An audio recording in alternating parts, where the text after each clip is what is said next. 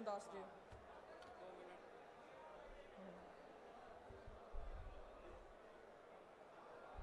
सो मेरी सारे किसान वीरां नूं जिन्हें तुसी अज इत्थे पंडाल च पहुंचे हो, सब तो पहला तो मैं थोड़ा सारियां दा इत्थे पहुंचण ते बहुत धन्नवाद करदी हां, तुहानूं जी आयां कहनी हां। सो साडे विचकार जिन्हां दा असीं बड़ी बेसब्री दे नाल इंतज़ार कर रहे सी, जिन्हां दी उड़ीक बड़ी बेसब्री दे नाल असीं सारे कर रहे हैं, वो साडे विचकार पहुंच चुके ने। यानी कि साडे बहुत ही सत्कारयोग साडे नैशनल कन्वीनर अरविंद केजरीवाल जी, मुख्यमंत्री दिल्ली ते 2 मिनट साडे कोल आ रहे ने। 2 मिनट दे विच सो अज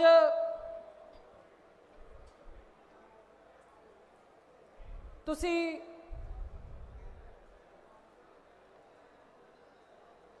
बड़ी गिनती दे विच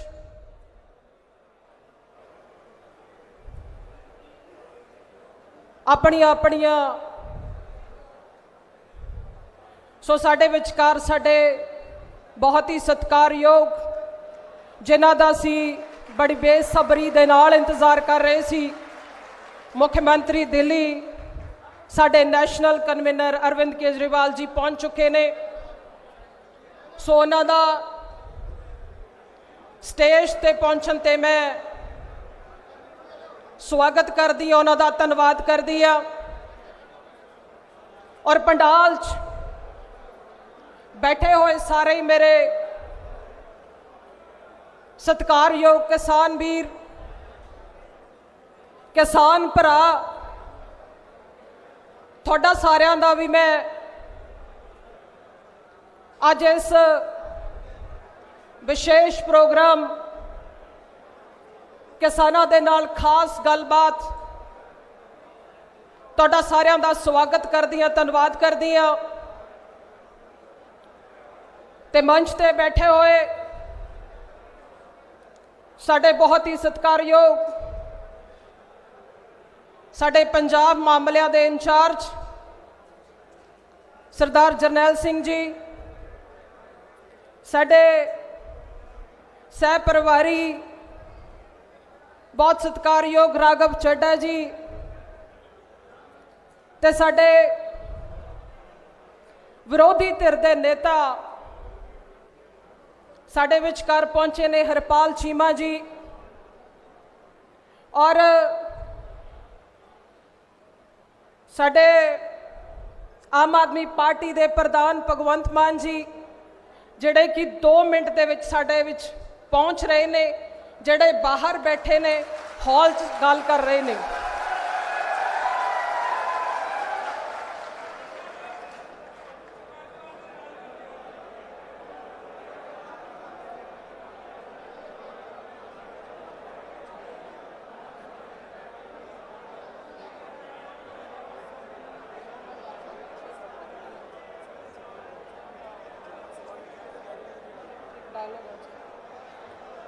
और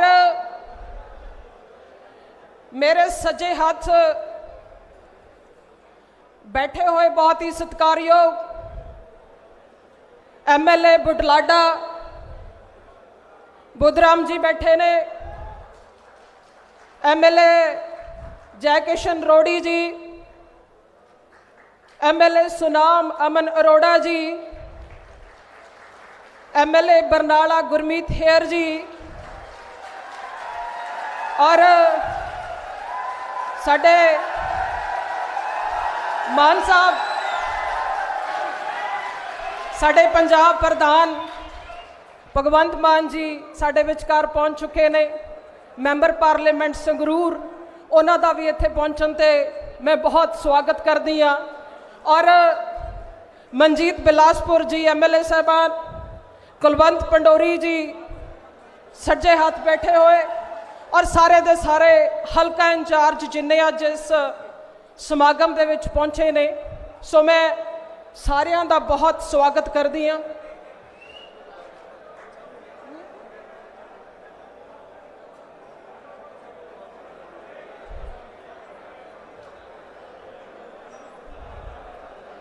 सो मैं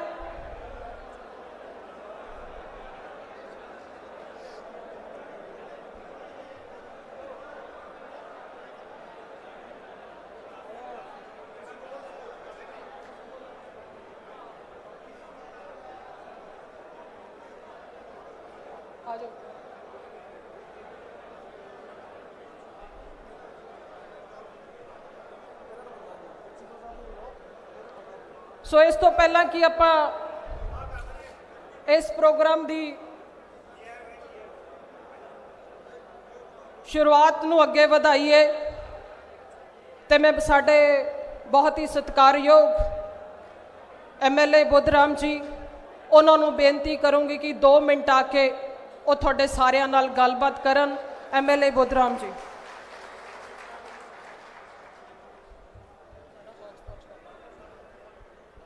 स्टेज ते सुशोभित सरदार जरनैल सिंह जी, प्रभारी आम आदमी पार्टी, को प्रभारी राघव चड्डा जी, सरदार Harpal Singh ji Cheema, leader of opposition, ते सज्जे पासे साढ़े बहुत ही सत्कारयोग MLA साहबान जय किशन अरोड़ी जी, अमर अरोड़ा जी, सनाम तो मीत हेयर जी, अमरजीत संदोआ जी, बिलासपुरी साहब, कुलवंत सिंह पंडोरी जी, ते सुखबीर मैसर खाना ते होर सज्जन, ते सामने बैठे हुए आम आदमी पार्टी के अहुदेदार, जिला प्रधान सरदार चरणजीत सिंह जक्कावाली, सत्कारयोग वीरो, 2 मिनट जी गल मैं करनी है। सारों नालों पहला सूचना यह है कि बाहर 32 किसान जथेबंदियां के नुमाइंदे बैठे ने, उन्होंने पहला गलबात करनी सी। वो भगवंत मान जी ते अरविंद केजरीवाल जी जो CM के मुख्यमंत्री साहब ने अपने, वो उन्होंने जथेबंदियां नाल गल करन लई नाल ही जिहड़ा अपना कमरा है उत्थे गलबात करन गए हुए ने। जिन्ना चिकर वो गलबात हो रही है सिर्फ 6-7 मिनट, उस तो बाद फिर इत्थे आके भगवंत मान जी बोलणगे। सो वीरो गल यह है कि पूरे 11 महीनों तो दिल्ली दे विच किसान वीर बैठे ने। अज बड़ी दुखदाई घटना वापरी है कि साडे नेड़े ही पिंड हलका मानसा दे विच खीवा पिंड दियां 6 बहादुर जुझारू इस्त्री वर्कर किसान यूनियन दियां जो दिल्ली गई हुई सियां, वापस आ रही सियां, उन्होंने इस मोदी सरकार की मैं दरिंदगी कहाँ, भावें किसी बस तो ट्रक के नाल कुचलियां गईयां, जिन्हां विचों 3 साडियां भैणां वो शहीद हो गईयां, 2 जेरे इलाज ने। उस तो बाद के मेरे क्योंकि केजरीवाल साहब स्टेज पर आउणगे, भगवंत मान जी स्टेज पर आउणगे, आपां सारिਆਂ ने शरदा दे फुੱਲ उन्होंने भेंट करांगे आपां 2 मिनट, तां जो जिन्ने चिकर नहीं आउंदे आपां जिहड़ी मैं गल करनी चाहुंदा कि 11 महीनों तो जिहड़े किसान ने वो मोदी सरकार की क्रूरता के खिलाफ दिल्ली के बार्डरां ते बैठे ने। अगले 26 जनवरी नूं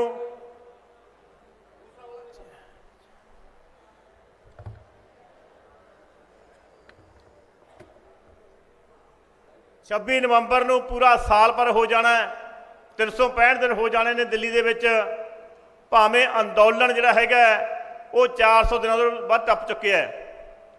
सो एडी भैड़ी सरकार आपां 70-72 साल के भारत के आज़ादी के इतिहास दे विच कदे नहीं देखी। असीं अंग्रेज़ों के खिलाफ सरदार भगत सिंह, करतार सिंह सराभा साडे वीर जिन्हें जुझारू साथी सी, आज़ादी के संग्रामीए उन्होंने जाना दित्तियां, परंतु मैं समझदा कि वो बागाने सी।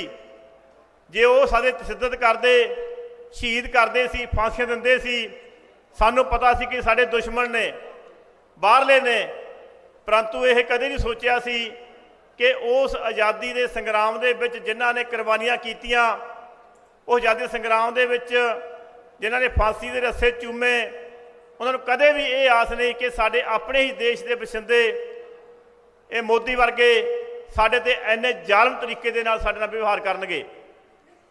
अज वो किसान तपदियां धुप्पां दे विच ते सर्दी दे विच -2 डिग्री ते 3 डिग्री दे विच अज जिस तरह सिढ़ दे नाल वो दिल्ली के बार्डरां ते बैठे ने, असीं सलाम करदे हां उहदे जज्बे नूं, सलाम करदे हां सिढ़ नूं, क्योंकि इन्हां नूं ये लगदा सी अज पंजाब दे विच BSF ने अद्धा पंजाब लुट लिया, कब्जा कर लिया। 52,365 वर्ग किलोमीटर इलाका पंजाब का, पूरे 50 मीटर धुर तक जिहड़ी हैगी है वो BSF आ सकती है। बार्डर का जिहड़ा इलाका है वो 550 किलोमीटर का पैंदा है। जे 550 किलोमीटर नूं आपां 50 ना गुणा कर दांगे तो 27,500 के करीब वर्ग किलोमीटर का इलाका सीधा BSF के अधीन आ गया, जो कुल पंजाब के रकबे का अद्ध बनता है।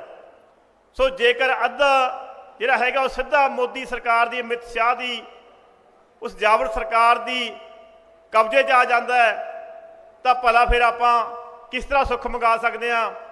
पंजाब ने बहुत हनेरियां झुलियां, भावें वो 75 की असी एमरजेंसी वेखी है, भावें 81 तो लैके 92-95 तक का वो खाड़कू लहर देखी है, जां उस तो बाद 84 दंगे देखे ने।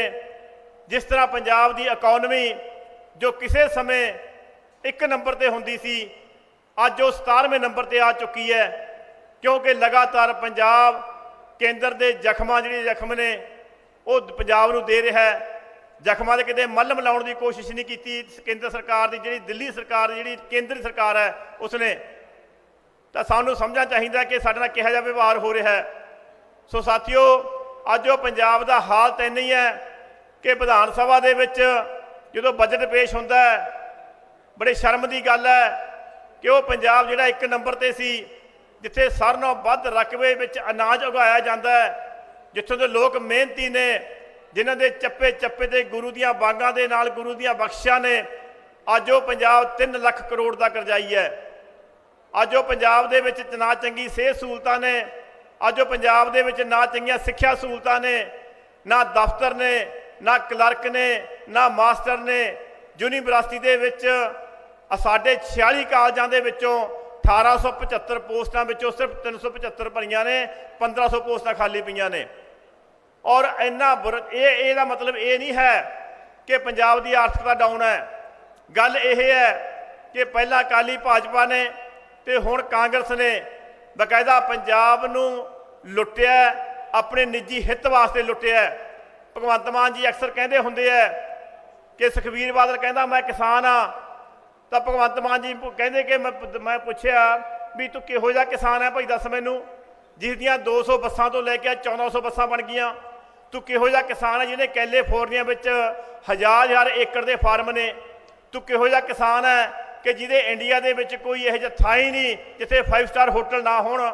जे तेरी किसानी इही जी हैगी है तो सानू भी दस दे, आम लोगों भी दस दे भी आ किसानों तुसीं आ कर लो जिहदे नाल इन्नियां बसां आ जाणगीआं।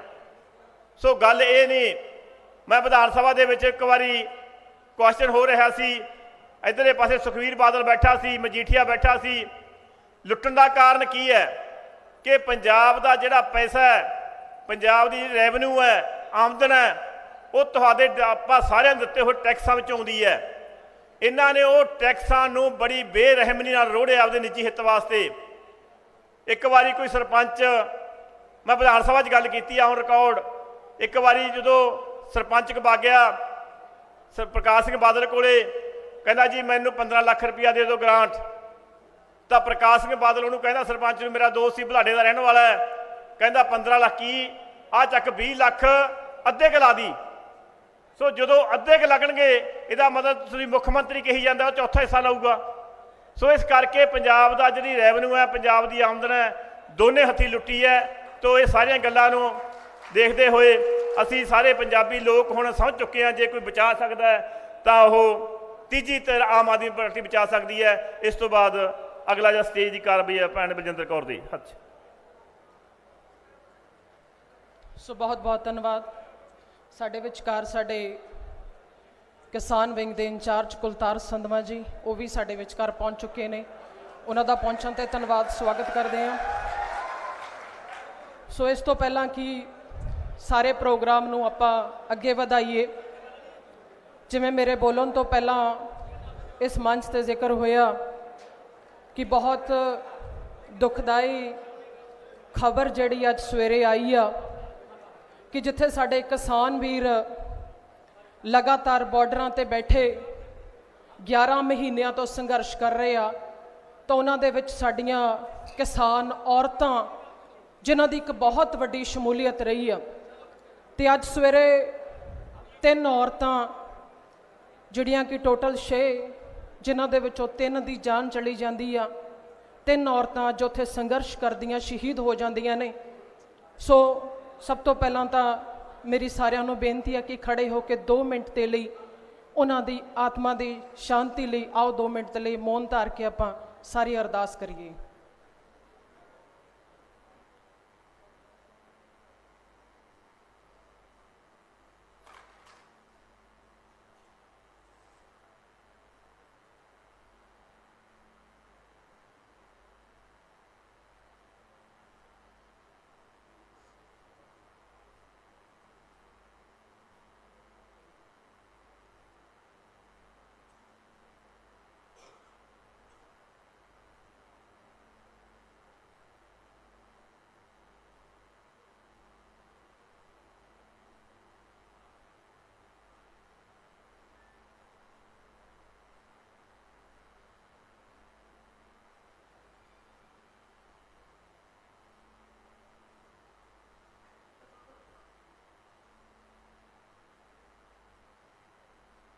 ਸੋ ਬਹੁਤ ਧੰਨਵਾਦ ਜੀ, ਥੈਂਕ ਯੂ।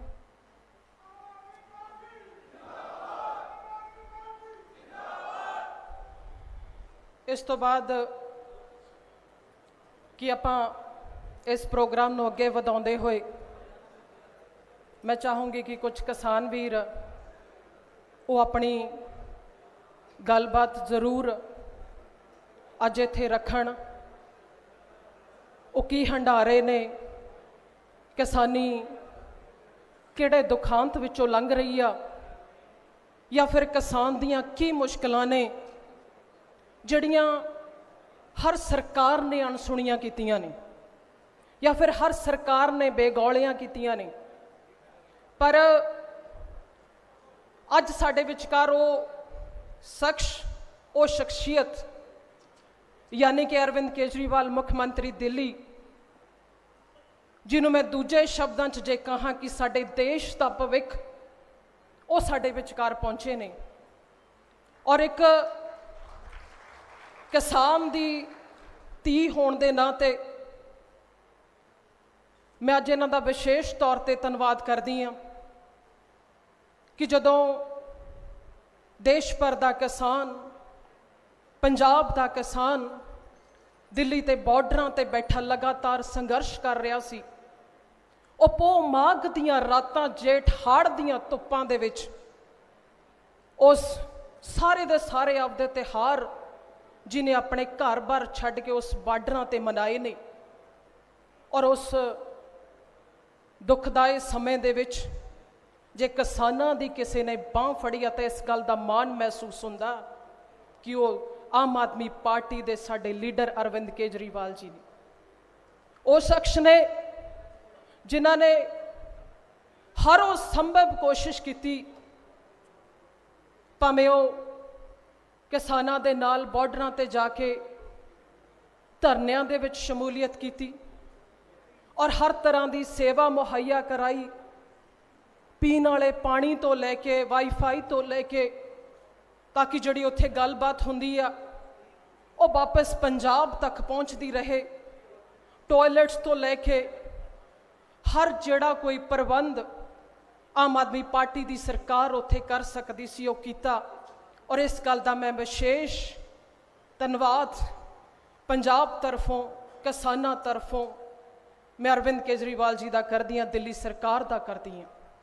ਔਰ ਦੂਸਰਾ ਇੱਕ ਬਹੁਤ ਵੱਡਾ ਐਲਾਨ ਜਿਹੜਾ ਕਿਸਾਨਾਂ ਦੇ ਹੱਕ ਦੇ ਲਈ ਪਿਛਲੇ ਦਿਨੀ ਦਿੱਲੀ ਸਰਕਾਰ ਅਰਵਿੰਦ ਕੇਜਰੀਵਾਲ ਜੀ ਨੇ ਕੀਤਾ, ਉਹਦੇ ਲਈ ਵੀ ਇੱਕ ਬਹੁਤ ਧੰਨਵਾਦ ਦਾ ਵਿਸ਼ੇਸ਼ ਕਦਮ ਚੁੱਕਿਆ ਕਿ ਜਿਹੜੇ ਬੇਮੌਸਮੀ ਗੜੇਮਾਰੀ ਕਿਸਾਨ ਦੀ ਫਸਲ ਤੇ ਪਈ ਆ, ਕਿਸਾਨ ਦੀ ਫਸਲ ਜਿਹੜੀ ਖਰਾਬ ਹੋਈ ਆ, ਤਾਂ 50,000 ਰੁਪਇਆ ਮੁਆਵਜ਼ੇ ਦਾ ਐਲਾਨ ਪਰ ਹੈਕਟੇਅਰ ਦਿੱਲੀ ਸਰਕਾਰ ਨੇ ਕੀਤਾ। ਬਹੁਤ ਵੱਡਾ ਐਲਾਨ ਜਿਹੜਾ ਕਿਸਾਨਾਂ ਦੇ ਲਈ ਕੀਤਾ, ਉਹਦੇ ਲਈ ਵੀ ਮੈਂ ਵਿਸ਼ੇਸ਼ ਧੰਨਵਾਦ ਅਰਵਿੰਦ ਕੇਜਰੀਵਾਲ ਜੀ ਦਾ ਕਰਦੀ ਹਾਂ। ਔਰ ਜੇ ਸੱਚ ਪੁੱਛੋ ਤਾਂ ਇਹ ਉਹ ਸ਼ਖਸੀਅਤ ਨੇ ਜਿਹੜੇ ਕਿਸਾਨਾਂ ਦੇ ਨਾਲ ਹਰ ਉਸ ਸਮੇਂ ਦੇ ਵਿੱਚ ਉਹਨਾਂ ਦੀ ਬਾਂਹ ਫੜ ਕੇ ਖੜੇ ਆ, ਉਹਨਾਂ ਦੇ ਦੁੱਖ ਦੇ ਵਿੱਚ ਸ਼ਰੀਕ ਹੋਇਆ, ਉਹਨਾਂ ਦੀ ਹਰ ਗੱਲ ਨੂੰ ਜਿਹੜਾ ਠੋਕ ਵਜਾ ਕੇ ਕੀਤਾ, ਉਹ ਇੱਕੋ ਹੀ ਲੀਡਰ ਆ ਜਿਹਨੇ ਇੱਕ ਆਪਣਾ ਰਿਕਾਰਡ ਕਾਇਮ ਕਰ ਦਿੱਤਾ। ਸੋ ਅੱਜ ਮਾਨਸਾ ਦੀ ਧਰਤੀ ਤੇ, ਉਸ ਮਾਲਵਾ ਖੇਤਰ ਦੀ ਧਰਤੀ ਤੇ ਪਹੁੰਚੇ ਨੇ ਜਿੱਥੋਂ ਦਾ ਕਿਸਾਨ ਅੱਜ ਵੀ ਉਸ ਦੁੱਖਦਾਈ ਸਮੇਂ ਦੇ ਵਿੱਚੋਂ ਲੰਘ ਰਿਹਾ, ਭਾਵੇਂ ਉਹ ਗੁਲਾਬੀ ਸੁੰਡੀ ਦੀ ਮਾਰ ਹੋਵੇ ਜਾਂ ਫਿਰ ਸਰਕਾਰਾਂ ਜਿਹੜੀਆਂ ਹਮੇਸ਼ਾ ਗੱਲ ਕਰਦੀਆਂ ਨੇ ਅਸੀਂ ਮੁਆਵਜ਼ਾ ਦੇਵਾਂਗੇ, ਅਸੀਂ ਗਿਰਦਾਵਰੀ ਕਰਾ ਲਈ ਆ, ਉਹਨਾਂ ਦਾ ਕਿਸਾਨਾਂ ਦਾ ਦੁੱਖ ਸੁਣਨ ਦੇ ਲਈ ਅੱਜ ਸਾਡੇ ਵਿਚਕਾਰ ਪਹੁੰਚੇ ਨੇ। ਸੋ ਮੈਂ ਸਭ ਤੋਂ ਪਹਿਲਾਂ ਚਾਹੂੰਗੀ ਕਿ ਕਿਸਾਨ ਵੀਰ ਆਪਣੀ ਗੱਲ ਜਿਹੜੀ ਆ ਉਹ ਸ਼ੁਰੂ ਕਰਨ, ਉਹ ਰੱਖਣ। ਮੇਰੇ ਕੋਲੇ ਪਹਿਲਾ ਨਾਮ ਆ ਸਿਮਰਨਜੀਤ ਸਿੰਘ, ਜਿਹੜੇ ਡਿਸਟ੍ਰਿਕਟ ਮੁਕਤਸਰ ਤੋਂ ਆਏ ਨੇ, ਡੇਅਰੀ ਫਾਰਮਿੰਗ ਕਰਦੇ ਨੇ। ਬਸ ਵੀਰ ਜੀ ਬੇਨਤੀ ਕਰੂੰਗੀ ਥੋੜਾ ਸ਼ਾਰਟ ਰੱਖਿਓ। ਸਤਿ ਸ਼੍ਰੀ ਅਕਾਲ ਜੀ, ਮੇਰਾ ਨਾਮ ਸਿਮਰਜੀਤ ਸਿੰਘ, ਜ਼ਿਲ੍ਹਾ ਸ੍ਰੀ ਮੁਕਤਸਰ ਸਾਹਿਬ। ਸਰ ਮੈਂ ਬੇਨਤੀ ਕਰਨੀ ਚਾਹੁੰਦਾ ਵੀ ਕਿਸਾਨੀ ਦੇ ਨਾਲ, ਖੇਤੀ ਦੇ ਨਾਲ ਨਾਲ ਇੱਕ ਜਿਹੜਾ ਡੇਅਰੀ ਦਾ ਧੰਦਾ ਹੈਗਾ, ਉਹ ਇੱਕ ਕਿਸਾਨ ਲਈ ਇੱਕ ਸਹਾਇਕ ਧੰਦੇ ਵਜੋਂ ਕੰਮ ਕਰਦੇ ਆ। ਤਾਂ ਇਹਦੇ ਵਿੱਚ ਜਿਹੜੀਆਂ ਸਾਨੂੰ ਮੁਸ਼ਕਲਾਂ ਆ ਰਹੀਆਂ ਉਹ ਦੱਸਣੀਆਂ ਚਾਹੁੰਦੇ ਆ। ਸਭ ਤੋਂ ਪਹਿਲਾਂ ਇੱਕ ਵੀ ਜਿਹੜਾ ਨਕਲੀ ਦੁੱਧ ਹੈਗਾ ਜਿਹੜਾ ਉਹ ਬਣਦਾ ਹੈਗਾ, ਉਹਦੇ ਕਰਕੇ ਕਿਸਾਨੀ ਨੂੰ ਬਹੁਤ ਵੱਡੀ ਮਾਰ ਪੈਂਦੀ ਹੈ, ਡੇਅਰੀ ਦੇ ਧੰਦੇ ਨੂੰ। ਇਹਦੇ ਤੇ ਰੋਕ ਲੱਗਣੀ ਚਾਹੀਦੀ ਹੈ। ਨੰਬਰ 2 ਜੀ, ਸਰਕਾਰੀ ਦੁੱਧ ਜਿਹੜੇ ਸੈਂਟਰ ਬਣਨੇ ਚਾਹੀਦੇ ਆ, ਕਲੈਕਟ ਸੈਂਟਰ ਬਣਨੇ ਚਾਹੀਦੇ ਆ, ਜਿਹਦੇ ਨਾਲ ਦੁੱਧ ਇਕੱਠਾ ਕਰਕੇ ਤੇ ਲੋਕਾਂ ਨੂੰ ਸਹੀ ਰੇਟ ਮਿਲ ਸਕੇ ਡੇਅਰੀ ਦੇ ਧੰਦੇ ਕਰਨ ਵਾਲਿਆਂ ਨੂੰ।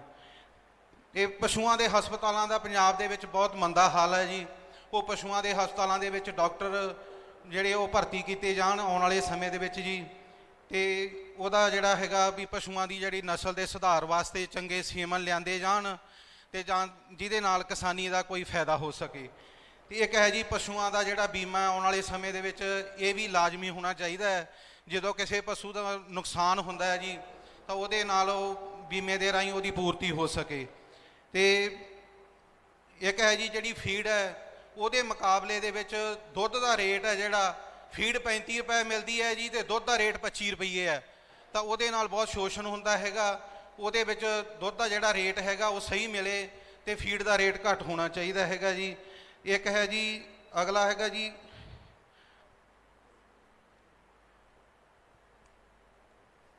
ਜਿਹੜੇ ਡੇਅਰੀ ਦੇ ਉਪਕਰਨ ਹੈਗੇ ਆ ਜੀ ਉਹ ਬਹੁਤ ਜ਼ਿਆਦਾ ਮਹਿੰਗੇ ਆ, ਉਹ ਸਬਸਿਡੀ ਤੇ ਮਿਲਣੇ ਚਾਹੀਦੇ ਆ। ਤੇ ਉਹਦੇ ਨਾਲ ਉਪਕਰਨਾਂ ਦੇ ਨਾਲ ਜਿਹੜੀ ਬਿਜਲੀ ਹੈ ਉਹ ਵੀ ਸਸਤੀ ਮਿਲਣੀ ਚਾਹੀਦੀ ਹੈ ਜੀ। ਇਹ ਸਰ ਇੰਨੀ ਗੱਲਾਂ ਹੈਗੀਆਂ ਜੀ ਮੇਰੀਆਂ, ਜੇ ਇਹਨਾਂ ਤੇ ਧਿਆਨ ਦੇ ਕੇ ਆਉਣ ਵਾਲੇ ਭਵਿੱਖ ਦੇ ਵਿੱਚ ਜਿਹੜਾ ਕਿਸਾਨੀ ਨੂੰ ਬਚਾਇਆ ਜਾ ਸਕੇ। ਧੰਨਵਾਦ ਜੀ। ਸ਼ੁਕਰੀਆ ਜੀ। ਸੋ ਇਸ ਤੋਂ ਬਾਅਦ ਜਗਵੀਰ ਸਿੰਘ ਜੀ ਡਿਸਟ੍ਰਿਕਟ ਮਾਨਸਾ ਤੋਂ ਆਏ ਨੇ, ਜਿਹੜੇ ਝੋਨੇ ਦੀ ਤੇ ਨਰਮੇ ਦੀ ਫਸਲ ਦੀ ਬਿਜਾਈ ਕਰਦੇ ਆ। ਸੋ 2 ਮਿੰਟ 'ਚ ਆਪਣੀ ਗੱਲ ਰੱਖਿਓ ਪਲੀਜ਼। ਵਾਹਿਗੁਰੂ ਜੀ ਕਾ ਖਾਲਸਾ, ਵਾਹਿਗੁਰੂ ਜੀ ਕੀ ਫਤਿਹ। ਦਿੱਲੀ ਦੇ ਮੁੱਖ ਮੰਤਰੀ ਸ਼੍ਰੀ ਅਰਵਿੰਦ ਕੇਜਰੀਵਾਲ ਅਤੇ ਪੰਜਾਬ ਦੀ ਧੜਕਣ ਭਗਵੰਤ ਮਾਨ ਨੂੰ ਸਾਡੀ ਅੱਜ ਧਰਤੀ ਤੇ ਆਇਆਂ ਨੂੰ ਅਸੀਂ ਜੀ ਆਇਆਂ ਆਖਦੇ ਹਾਂ। ਅਤੇ ਸਾਰੇ ਹੀ ਪੰਡਾਲ ਵਿੱਚ ਜਿੰਨੇ ਵੀ ਸੱਜਣ ਬੈਠੇ ਨੇ, ਖਾਸ ਕਰ ਕਿਸਾਨ ਵੀਰ ਨੇ, ਸਾਰਿਆਂ ਨੂੰ ਅਸੀਂ ਜੀ ਆਇਆਂ ਆਖਦੇ ਹਾਂ। ਸੋ ਸਾਨੂੰ ਅੱਜ ਕਿਸਾਨੀ ਦੇ ਮੁੱਦੇ ਤੇ ਬੋਲਣ ਦਾ ਟਾਈਮ ਦਿੱਤਾ ਗਿਆ ਹੈ। ਸੋ ਮੈਂ ਜਗਵੀਰ ਸਿੰਘ ਪਿੰਡ ਮਾਨਖੇੜਾ ਜ਼ਿਲ੍ਹਾ ਮਾਨਸਾ ਹਲਕਾ ਸਰਦੂਲਗੜ੍ਹ ਤੋਂ ਬਿਲੋਂਗ ਕਰਦਾ। ਫਿਲਹਾਲ ਤਾਂ ਅਸੀਂ ਇਸ ਵੇਲੇ ਟਿੱਕਰੀ ਬਾਰਡਰ ਦੇ 811 ਨੰਬਰ ਤੋਂ ਪਿੱਲਰ ਤੋਂ ਉੱਥੇ ਸਾਡਾ ਘਰ ਹੈ, ਅਸੀਂ ਉੱਥੋਂ ਹੀ ਬੋਲਦੇ ਹਾਂ। ਕਿਸੇ ਨੂੰ ਵੀ ਜਾ ਕੇ ਪੁੱਛ ਲਓ ਵੀ ਡੀਐਸਪੀ ਮਾਨਖੇੜੇ ਵਾਲਾ ਭਾਈ ਕਿੱਥੇ ਮਿਲੂ, ਕਹਿਣਗੇ ਟਿੱਕਰੀ ਬਾਰਡਰ ਤੇ ਮਿਲੂ। ਅੱਜ ਅਸੀਂ ਸ਼੍ਰੀ ਕੇਜਰੀਵਾਲ ਸਾਹਿਬ ਜੀ ਨਾਲ ਕੁਝ ਗੱਲਾਂ ਕਰਨੀਆਂ ਚਾਹੁੰਦੇ ਹਾਂ। ਉਹ ਤਾਂ ਇਹਨਾਂ ਦੇ ਬਿਆਨ ਬਹੁਤ ਸੁਣਦੇ ਹਾਂ YouTube ਰਾਹੀਂ, ਚੈਨਲਾਂ ਰਾਹੀਂ। ਬਾਕੀ ਰਹਿੰਦੀ ਕਸਰਤਾਂ ਸਾਡੇ ਵੀਰਾਂ ਨੇ, ਜਿਹੜੀਆਂ ਜਥੇਬੰਦੀਆਂ ਨੇ, ਉਹਨਾਂ ਨੇ ਮੁਲਾਕਾਤ 'ਚ ਹੁਣ ਗੱਲਬਾਤ ਇਹਨਾਂ ਨਾਲ ਕਰ ਹੀ ਲਈ ਹੋਊਗੀ। ਅਸੀਂ ਧੰਨਵਾਦ ਕਰਦੇ ਹਾਂ ਵੀ ਇਹਨਾਂ ਦਾ ਜਿਉਣ ਸਾਰ ਸਾਡੇ ਕਿਸਾਨ ਵੀਰਾਂ ਨੂੰ ਮਿਲੇ, ਜਥੇਬੰਦੀਆਂ ਨੂੰ ਮਿਲੇ। ਬਾਕੀ ਅਸੀਂ ਅੱਜ ਜਿਹੜੇ ਪੰਡਾਲ ਦੇ ਵਿੱਚ ਕਿਸਾਨ ਬੈਠੇ ਆ ਉਹਨਾਂ ਦੀ ਤਰਫੋਂ ਬੋਲ ਰਹੇ ਹਾਂ ਜੀ। ਭੈਣ ਜੀ ਕਹਿ ਰਹੇ ਸੀ ਵੀ ਥੋੜਾ ਜਿਹਾ ਘੱਟ ਟਾਈਮ, ਇਹ ਕਿਸਾਨੀ ਹੈ, 2 ਮਿੰਟ ਜ਼ਿਆਦਾ ਲੈ ਜਾਣਗੇ, ਇਸ ਲਈ ਅਸੀਂ ਮਾਫੀ ਚਾਹੁੰਦੇ ਹਾਂ। ਸੋ ਜੀ ਹਾਂਜੀ, ਸੋ ਜੀ ਪਹਿਲੀ ਬੇਨਤੀ ਸਾਡੀ ਸਭ ਤੋਂ ਇਹ ਹੈ ਜੀ ਵੀ ਕਿਸਾਨੀ ਜਿਹੜੀ ਕਰਜ਼ੇ ਦੇ ਥੱਲੇ ਦੱਬੀ ਗਈ, ਖਾਸ ਕਰ ਪੰਜਾਬ ਦੀ ਕਿਸਾਨੀ ਕਰਜ਼ੇ ਦੇ ਥੱਲੇ ਕਿਉਂ ਦੱਬੀ ਗਈ? ਇੰਨਾ ਕਿਸਾਨ ਮਿਹਨਤੀ ਹੋਣ ਦੇ ਬਾਵਜੂਦ ਵੀ ਕਿਸਾਨ ਕਰਜ਼ੇ ਦੇ ਥੱਲੇ ਜਿਹੜਾ 18 ਘੰਟੇ ਕੰਮ ਕਰਦਾ ਔਸਤਨ, ਇਹਦੇ ਵਾਸਤੇ ਆਉਣ ਵਾਲੀਆਂ ਸਰਕਾਰਾਂ, ਜਿਵੇਂ ਆਮ ਲੋਕ ਉਮੀਦ ਲਾਈ ਬੈਠੇ ਨੇ ਆਮ ਆਦਮੀ ਪਾਰਟੀ ਤੋਂ, ਵੀ ਆਉਣ ਵਾਲੀਆਂ ਸਰਕਾਰਾਂ ਇਸ ਚੱਕਰ 'ਚੋਂ ਕਿਵੇਂ ਕੱਢਣਗੀਆਂ, ਇਹਦੇ ਬਾਰੇ ਵੀ ਸਾਨੂੰ ਵੀ ਖੁੱਲ੍ਹ ਕੇ ਵਿਸਤਾਰ ਨਾਲ ਤੁਸੀਂ ਦੱਸਿਓ। ਦੂਸਰਾ, ਖਾਸ ਕਰ ਅਸੀਂ ਨਰਮਾ ਪੱਟੀ ਤੋਂ ਬਿਲੋਂਗ ਕਰਦੇ ਹਾਂ। ਨਰਮਾ ਪੱਟੀ ਨੂੰ ਇੰਨੀ ਮਾਰ ਪੈਂਦੀ ਹੈ ਕਿ ਆਖਣਾ ਕਿ 10-12 ਸਾਲਾਂ ਦੇ ਵਿੱਚ ਕੋਈ ਕਿਤੇ ਵਾਰ ਗੱਫਾ ਮਿਲ ਜੇ। ਇਸ ਵਾਰ ਦਾ ਗੱਫਾ ਮਿਲਦੀ ਥਾਂ ਤੇ ਜਿਹੜਾ ਘਰੇ ਪਿਆ ਸੀ ਮਾੜਾ ਮੋਟਾ ਜੋ ਕਣਕ ਆਟਾ, ਉਹ ਵੀ ਖੋਹ ਲਿਆ ਗਿਆ। ਕਿਉਂਕਿ ਜੀ ਉਹ ਸਾਰੀ ਫਸਲ 50,000 ਰੁਪਇਆ ਤੁਸੀਂ ਕਹਿੰਦੇ ਹੋ ਵੀ ਅਸੀਂ ਦਿੰਦੇ ਹਾਂ, 50,000 ਰੁਪਇਆ ਦਾ ਸਾਡਾ ਕਿੱਲੇ ਤੇ ਖਰਚਾ ਹੋ ਜਾਂਦਾ। ਅਸੀਂ ਫਿਰ ਵੀ ਧੰਨਵਾਦ ਕਰਦੇ ਹਾਂ ਸਾਡਾ ਖਰਚਾ ਮੁੜੇ। ਪਰ ਕਾਰਨ ਕੀ ਹੈ ਵੀ ਇਹ ਤੇ ਜਿਹੜੀ ਨਰਮਾ ਪੱਟੀ ਤੋਂ ਬਿਨਾਂ ਸਾਡੇ ਕੋਲ ਹੋਰ ਕੋਈ ਬਦਲਾਅ ਨਹੀਂ। ਸਾਡੇ ਨਹਿਰੀ ਪਾਣੀ ਨਾ ਮਾਤਰ ਨੇ। ਅਸੀਂ ਭਾਖੜਾ ਨੂੰ ਬਿਲੋਂਗ ਕਰਦੇ ਹਾਂ, ਪੰਜਾਬ ਪੈਟਰਨ ਦਾ ਪਾਣੀ ਸਾਨੂੰ ਬਹੁਤ ਥੋੜਾ ਮਿਲਦਾ ਹੈ। ਸੋ ਇੱਕ ਤਾਂ ਸਾਨੂੰ, ਜੇ ਤੁਹਾਡੀ ਸਰਕਾਰ ਆਉਂਦੀ ਹੈ, ਬਿਲੋਂਗ ਮੈਂ ਕਿਸਾਨ ਬੋਲ ਰਿਹਾ, ਜੇ ਸਰਕਾਰ ਆਉਂਦੀ ਹੈ ਸਾਨੂੰ ਪੰਜਾਬ ਪੈਟਰਨ ਦਾ ਪਾਣੀ ਦਿੱਤਾ ਜਾਵੇ। ਸਾਡੇ ਪੀਣ ਯੋਗ ਪਾਣੀ ਨਹੀਂ, ਹੇਠਲੇ ਪਾਣੀ ਇੰਨੇ ਡੂੰਘੇ ਤੇ ਗਲੇ ਹੋ ਚੁੱਕੇ ਨੇ ਕਿ ਅਸੀਂ ਉਹਨਾਂ ਨੂੰ ਪੀ ਨਹੀਂ ਸਕਦੇ ਤੇ ਖੇਤੀ ਯੂਜ਼ ਕਰਦੇ ਹਾਂ। ਜੇ ਅਸੀਂ ਖੇਤਾਂ ਵਿੱਚ ਹੁੰਦੇ ਹਾਂ ਸਿਰਫ ਉਹੀ ਪਾਣੀ ਪੀਂਦੇ ਹਾਂ। ਅਸੀਂ ਤਾਂ ਕਈ ਵਾਰੀ ਨਾ ਮੰਗ ਵੀ ਕਰਦੇ ਹਾਂ ਵੀ ਸਾਨੂੰ ਜਿਹੜਾ ਘੱਗਰ ਦਾ ਗੰਦਾ ਮੰਦਾ ਜਿਹਾ ਪਾਣੀ ਹੈ ਨਾ ਸਾਡੇ ਖੇਤਾਂ ਨੂੰ, ਉਹ ਵੀ ਦਿੱਤਾ ਜਾਵੇ, ਤਾਂ ਕਿ ਜਦੋਂ ਲੋਕ ਮਰਨਗੇ ਅਸੀਂ ਵੀ ਮਰ ਜਾਵਾਂਗੇ, ਸਾਡੇ ਬੱਚੇ ਵੀ ਬਿਮਾਰੀਆਂ ਨਾਲ ਮਰ ਜਾਣਗੇ। ਘੱਟੋ ਘੱਟ ਅਸੀਂ ਲੋਕਾਂ ਦੇ ਬਰਾਬਰ ਦੀ ਫਸਲ ਤਾਂ ਪੈਦਾ ਕਰ ਸਕਾਂਗੇ। ਸਾਡਾ ਸਭ ਤੋਂ ਪਹਿਲੀ ਮੰਗ ਇਹ ਹੈ ਵੀ ਸਾਨੂੰ ਕਿਸਾਨੀ ਨੂੰ ਮਾਰੂਥਲ ਹੋਣ ਤੋਂ ਪੰਜਾਬ ਨੂੰ ਬਚਾਉਣ ਲਈ ਨਹਿਰੀ ਪਾਣੀ ਸਾਡੇ ਇੱਥੇ ਵੱਧ ਤੋਂ ਵੱਧ ਦਿੱਤਾ ਜਾਵੇ। ਦੂਸਰੇ ਨੰਬਰ ਤੇ ਜੀ ਇੱਕ ਨਾ ਸਾਨੂੰ ਨਸ਼ੇ ਦੀ ਬਹੁਤ ਮਾਰ ਹੈ ਤਾਂ ਸਾਰੇ ਪੰਜਾਬ ਨੂੰ, ਪਰ ਕਿਸਾਨੀ ਨੂੰ ਤਾਂ ਬਹੁਤ ਹੀ ਜ਼ਿਆਦਾ ਹੈ। ਨਸ਼ਾ ਪੱਤਾ ਇੰਨਾ ਜ਼ਿਆਦਾ ਹੋ ਰਿਹਾ ਵੀ ਅਸੀਂ ਖੇਤੀ ਸੈਕਟਰ 'ਚ ਜਾਂਦੇ ਹਾਂ, ਇੰਨੇ ਹਾਦਸੇ ਹੁੰਦੇ ਆ। ਸਾਡੀਆਂ ਤੁਸੀਂ ਖੁਦਕੁਸ਼ੀਆਂ ਤੋਂ ਦੇਖ ਸਕਦੇ ਹੋ, ਸਾਡੀ ਰਿਪੋਰਟ ਤੋਂ ਦੇਖ ਸਕਦੇ ਹੋ ਕਿ ਅਸੀਂ ਕਿੰਨੀਆਂ ਖੁਦਕੁਸ਼ੀਆਂ ਕਰ ਚੁੱਕੇ ਹਾਂ। ਇਹ ਸਾਰਾ ਖੇਤੀਬਾੜੀ ਦਾ ਮਾੜਾ ਨਤੀਜਾ। ਇਹਦੇ ਵਿੱਚ ਨਸ਼ੇ ਦੇ ਵੀ ਕੋਈ ਬਹੁਤ ਵੱਡਾ ਯੋਗਦਾਨ ਹੈ ਜੀ। ਇੱਕ ਤਾਂ ਮੈਕ ਜਾਂ ਸੈੱਟ ਨਹੀਂ ਫੜੀਦਾ। ਦੂਜੇ ਨੰਬਰ ਤੇ ਜੀ ਕਹਿ ਰਹੇ ਨੇ ਨਾ ਜੀ ਵੀ ਖੇਤੀ ਦੇ ਅੱਜ ਅਸੀਂ ਤੁਹਾਨੂੰ 100 ਮਣ ਕਣਕ ਕੱਢ ਦਿਆਂਗੇ, 60 ਮਣ ਕਣਕ ਕੱਢ ਦਿਆਂਗੇ। ਸਾਨੂੰ 100-60 ਮਣ ਕਣਕ ਦੀ ਲੋੜ ਨਹੀਂ। ਸਾਨੂੰ ਐ ਨਹੀਂ ਲੋੜ ਵੀ ਸਾਡੇ ਇੰਨੀ ਕਣਕ ਹੋਏ। ਸਾਨੂੰ ਬਚਤ ਕਿੰਨੀ ਹੈ? 50,000 ਰੁਪਈਆ ਲਾਉਣੇ ਆ, 55-52,000 ਦਾ ਅਸੀਂ ਮਰ ਕੇ ਝੋਨਾ ਕੱਢਦੇ ਹਾਂ। ਇਸ ਵੇਲੇ ਨਰਮਾ ਸਾਡੇ 0% ਹੁੰਦਾ। ਅਸੀਂ ਵੱਧ ਆਮਦਨਾਂ ਤੋਂ ਕੀ ਲੈਣਾ? ਉਦੋਂ ਬਾਅਦ ਸਾਡੇ ਖਰਚੇ ਵਧੀ ਜਾਂਦੇ ਨੇ। ਕੁਛ ਇਹੋ ਜਿਹੀਆਂ ਪਾਲਿਸੀਆਂ ਹੋਣ ਵੀ ਖਰਚੇ ਘੱਟ ਹੋਵੇ, ਆਮਦਨ ਪਰਸੈਂਟਿੰਗ ਦੇ ਹਿਸਾਬ ਨਾਲ ਲੱਖ ਰੁਪਇਆ ਖਰਚ ਕਰਦੇ ਹਾਂ ਵੀ ਉਹਦੇ ਸਾਨੂੰ 5,000 ਰੁਪਇਆ ਬਚਦਾ। ਜੇ ਸਾਡਾ 10,000 ਰੁਪਇਆ ਲਾ ਕੇ 5,000 ਬਚ ਜਾਏ ਉਹ ਬਿਹਤਰ ਹੋਊਗਾ। ਉਸ ਤੋਂ ਬਾਅਦ ਜੀ ਜਿਹੜੀ ਮੇਨ ਮੰਗ ਹੈ, ਜਿਹੜੇ ਕਾਲੇ ਕਾਨੂੰਨ ਹੈ, ਐਡੀ ਸਾਡੀ ਸਿਰ ਤੇ ਮਾਰ ਪੈ ਗਈ ਸਾਡੇ। ਅਸੀਂ ਤਾਂ ਪਹਿਲਾਂ ਹੀ ਮਰੇ ਪਏ ਸੀ। ਰਹਿੰਦੇ ਗੁੰਦੇ ਕਾਲੇ ਕਾਨੂੰਨ ਨੇ ਸਾਡਾ ਜਮਾ ਪੱਠਾ ਹੀ ਬਿਠਾਤਾ। ਅਸੀਂ ਅੱਜ ਅਰਵਿੰਦ ਕੇਜਰੀਵਾਲ ਦੀ ਜ਼ੁਬਾਨੀ ਸੁਣਨਾ ਚਾਹੁੰਦੇ ਹਾਂ ਵੀ ਤੁਸੀਂ ਕੀ ਕਰ ਰਹੇ ਹੋ ਇਹਨਾਂ ਦੇ ਕਾਲੇ ਕਾਨੂੰਨਾਂ ਬਾਰੇ, ਸਾਡੀ ਤੁਸੀਂ ਕਿੱਥੋਂ ਤੱਕ ਮਦਦ ਕਰੋਗੇ। ਅਸੀਂ ਅੱਜ ਸਾਡੇ ਰੂਬਰੂ ਹੋ ਕੇ ਤੁਸੀਂ ਸਾਨੂੰ ਸਪਸ਼ਟ ਤੌਰ ਤੇ ਦੱਸੋ ਵੀ ਅਸੀਂ ਕੀ ਕਰਾਂਗੇ। ਦੂਸਰੇ ਨੰਬਰ ਤੇ ਜਿਹੜੇ ਕਣਕ ਝੋਨੇ ਦਾ ਸੀ, ਇਹ ਫਸਲੀ ਚੱਕਰ ਤੋਂ ਅਸੀਂ ਨਿਕਲ ਨਹੀਂ ਸਕਦੇ। ਅਸੀਂ ਨਿਕਲਣ ਦੀ ਬਥੇਰੀ ਕੋਸ਼ਿਸ਼ ਕੀਤੀ ਹੈ। ਮੈਂ ਡ੍ਰਿਪ ਸਿਸਟਮ ਵੀ ਲਾ ਕੇ ਦੇਖ ਲਿਆ, ਥੱਲੜਾ ਪਾਣੀ ਹੈ ਉਹਦੇ ਨਾਲ ਰੇਤਾ ਆ ਜਾਂਦਾ, ਡ੍ਰਿਪ ਸਿਸਟਮ ਬੰਦ ਹੋ ਜਾਂਦਾ। ਉਸ ਤੋਂ ਜੀ ਸਾਨੂੰ ਹੋਰ ਜਿਹੜੀਆਂ ਫਸਲਾਂ ਉਹ ਤੇ MSP ਵਗੈਰਾ ਦਿੱਤੀ ਜਾਵੇ। ਤੇ ਦੂਸਰੇ ਨੰਬਰ ਇੱਕ ਮਿੰਟ ਅਸੀਂ ਮਿਹਨਤ ਕਿਸਾਨ ਆ ਵੀ ਜਿਹੜੇ ਮਤਲਬ ਜਿਹੜੇ ਆਪਾਂ ਮਤਲਬ ਵੀ ਦਵਾਈਆਂ 'ਚ ਵਰਤੇ ਜਾਂਦੇ ਨੇ, ਜਿਵੇਂ ਕੋਧਰਾ, ਕੰਗਣੀ, ਗੁਟਕੀ, ਰਾਗੀ, ਅਸੀਂ ਇੱਧਰੋਂ ਵੀ ਮੁੜਨ ਦੀ ਕੋਸ਼ਿਸ਼ ਕਰਦੇ ਹਾਂ। ਇੱਕ ਅਸੀਂ ਸਵਾਮੀਨਾਥਨ ਰਿਪੋਰਟ ਲਾਗੂ ਕਰਨ ਦੀ ਵੀ, ਇੱਕ ਨਾ ਇਹ ਬੀਜ ਤੇ ਜੋ ਖਾਦ ਹੈ ਜਾਂ ਦਵਾਈਆਂ ਬਹੁਤ ਨਕਲੀ ਆ ਰਹੀਆਂ, ਇਹਨਾਂ ਨੇ ਸਾਨੂੰ ਮਾਰ ਘੱਤਿਆ। ਦੂਸਰੇ ਨੰਬਰ ਤੇ ਜੀ ਇੱਕ ਨਾ ਅਸੀਂ ਵਿਜੀਲੈਂਸ ਬਾਰੇ ਥੋੜ੍ਹਾ ਵਿਚਾਰ ਕਰਦੇ ਹਾਂ ਵੀ ਵਿਜੀਲੈਂਸ ਦੀ ਜਿਹੜੀ ਪਕੜ ਹੈ ਨਾ, ਉਹ ਜੇ ਤੁਸੀਂ ਆ ਜਾਓ ਤਾਂ ਲੀਡਰਾਂ ਤੋਂ ਥੋੜ੍ਹੀ ਵਿਜੀਲੈਂਸ ਦੀ ਪਕੜ ਘਟਾਓ।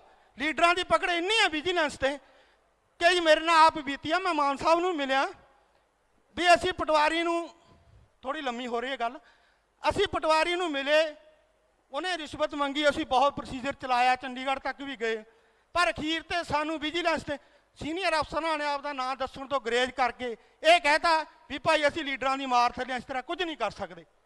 ਸੋ ਜੇ ਤੁਸੀਂ ਆਉਂਦੇ ਹੋ ਪੰਜਾਬ 'ਚ ਤਾਂ ਤੁਸੀਂ ਇਸ ਚੀਜ਼ ਨੂੰ ਤੁਸੀਂ ਥੋੜ੍ਹੀ ਜਿਹੀ ਆਜ਼ਾਦੀ ਦਿਓ। ਦੂਸਰੇ ਨੰਬਰ ਤੇ ਜੀ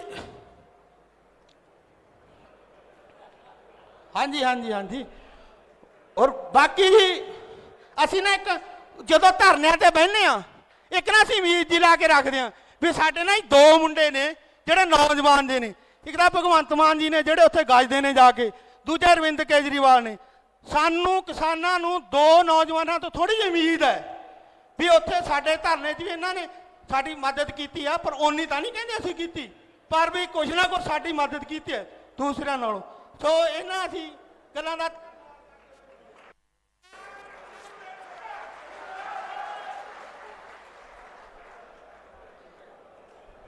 ਥੈਂਕ ਯੂ ਜੀ।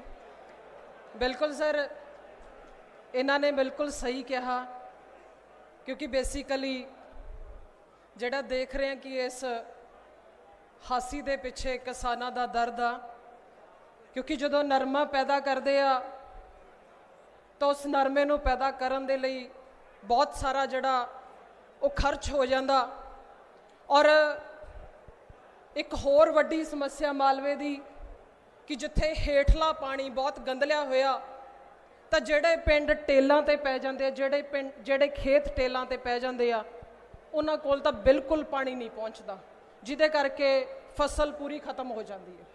ਔਰ ਕਿੰਨਾ ਟਾਈਮ ਵੇਟ ਕਰਦੇ ਰਹਿੰਦੇ ਆ, ਸਰਕਾਰ ਦੇ ਅਧਿਕਾਰੀਆਂ ਨੂੰ ਫੋਨ ਕਰਦੇ ਰਹਿੰਦੇ ਆ, ਪਾਣੀ ਛਡਾ ਦਿਓ, ਪਰ ਬਹੁਤ ਬੁਰਾ ਹਾਲ ਆ ਜੀ।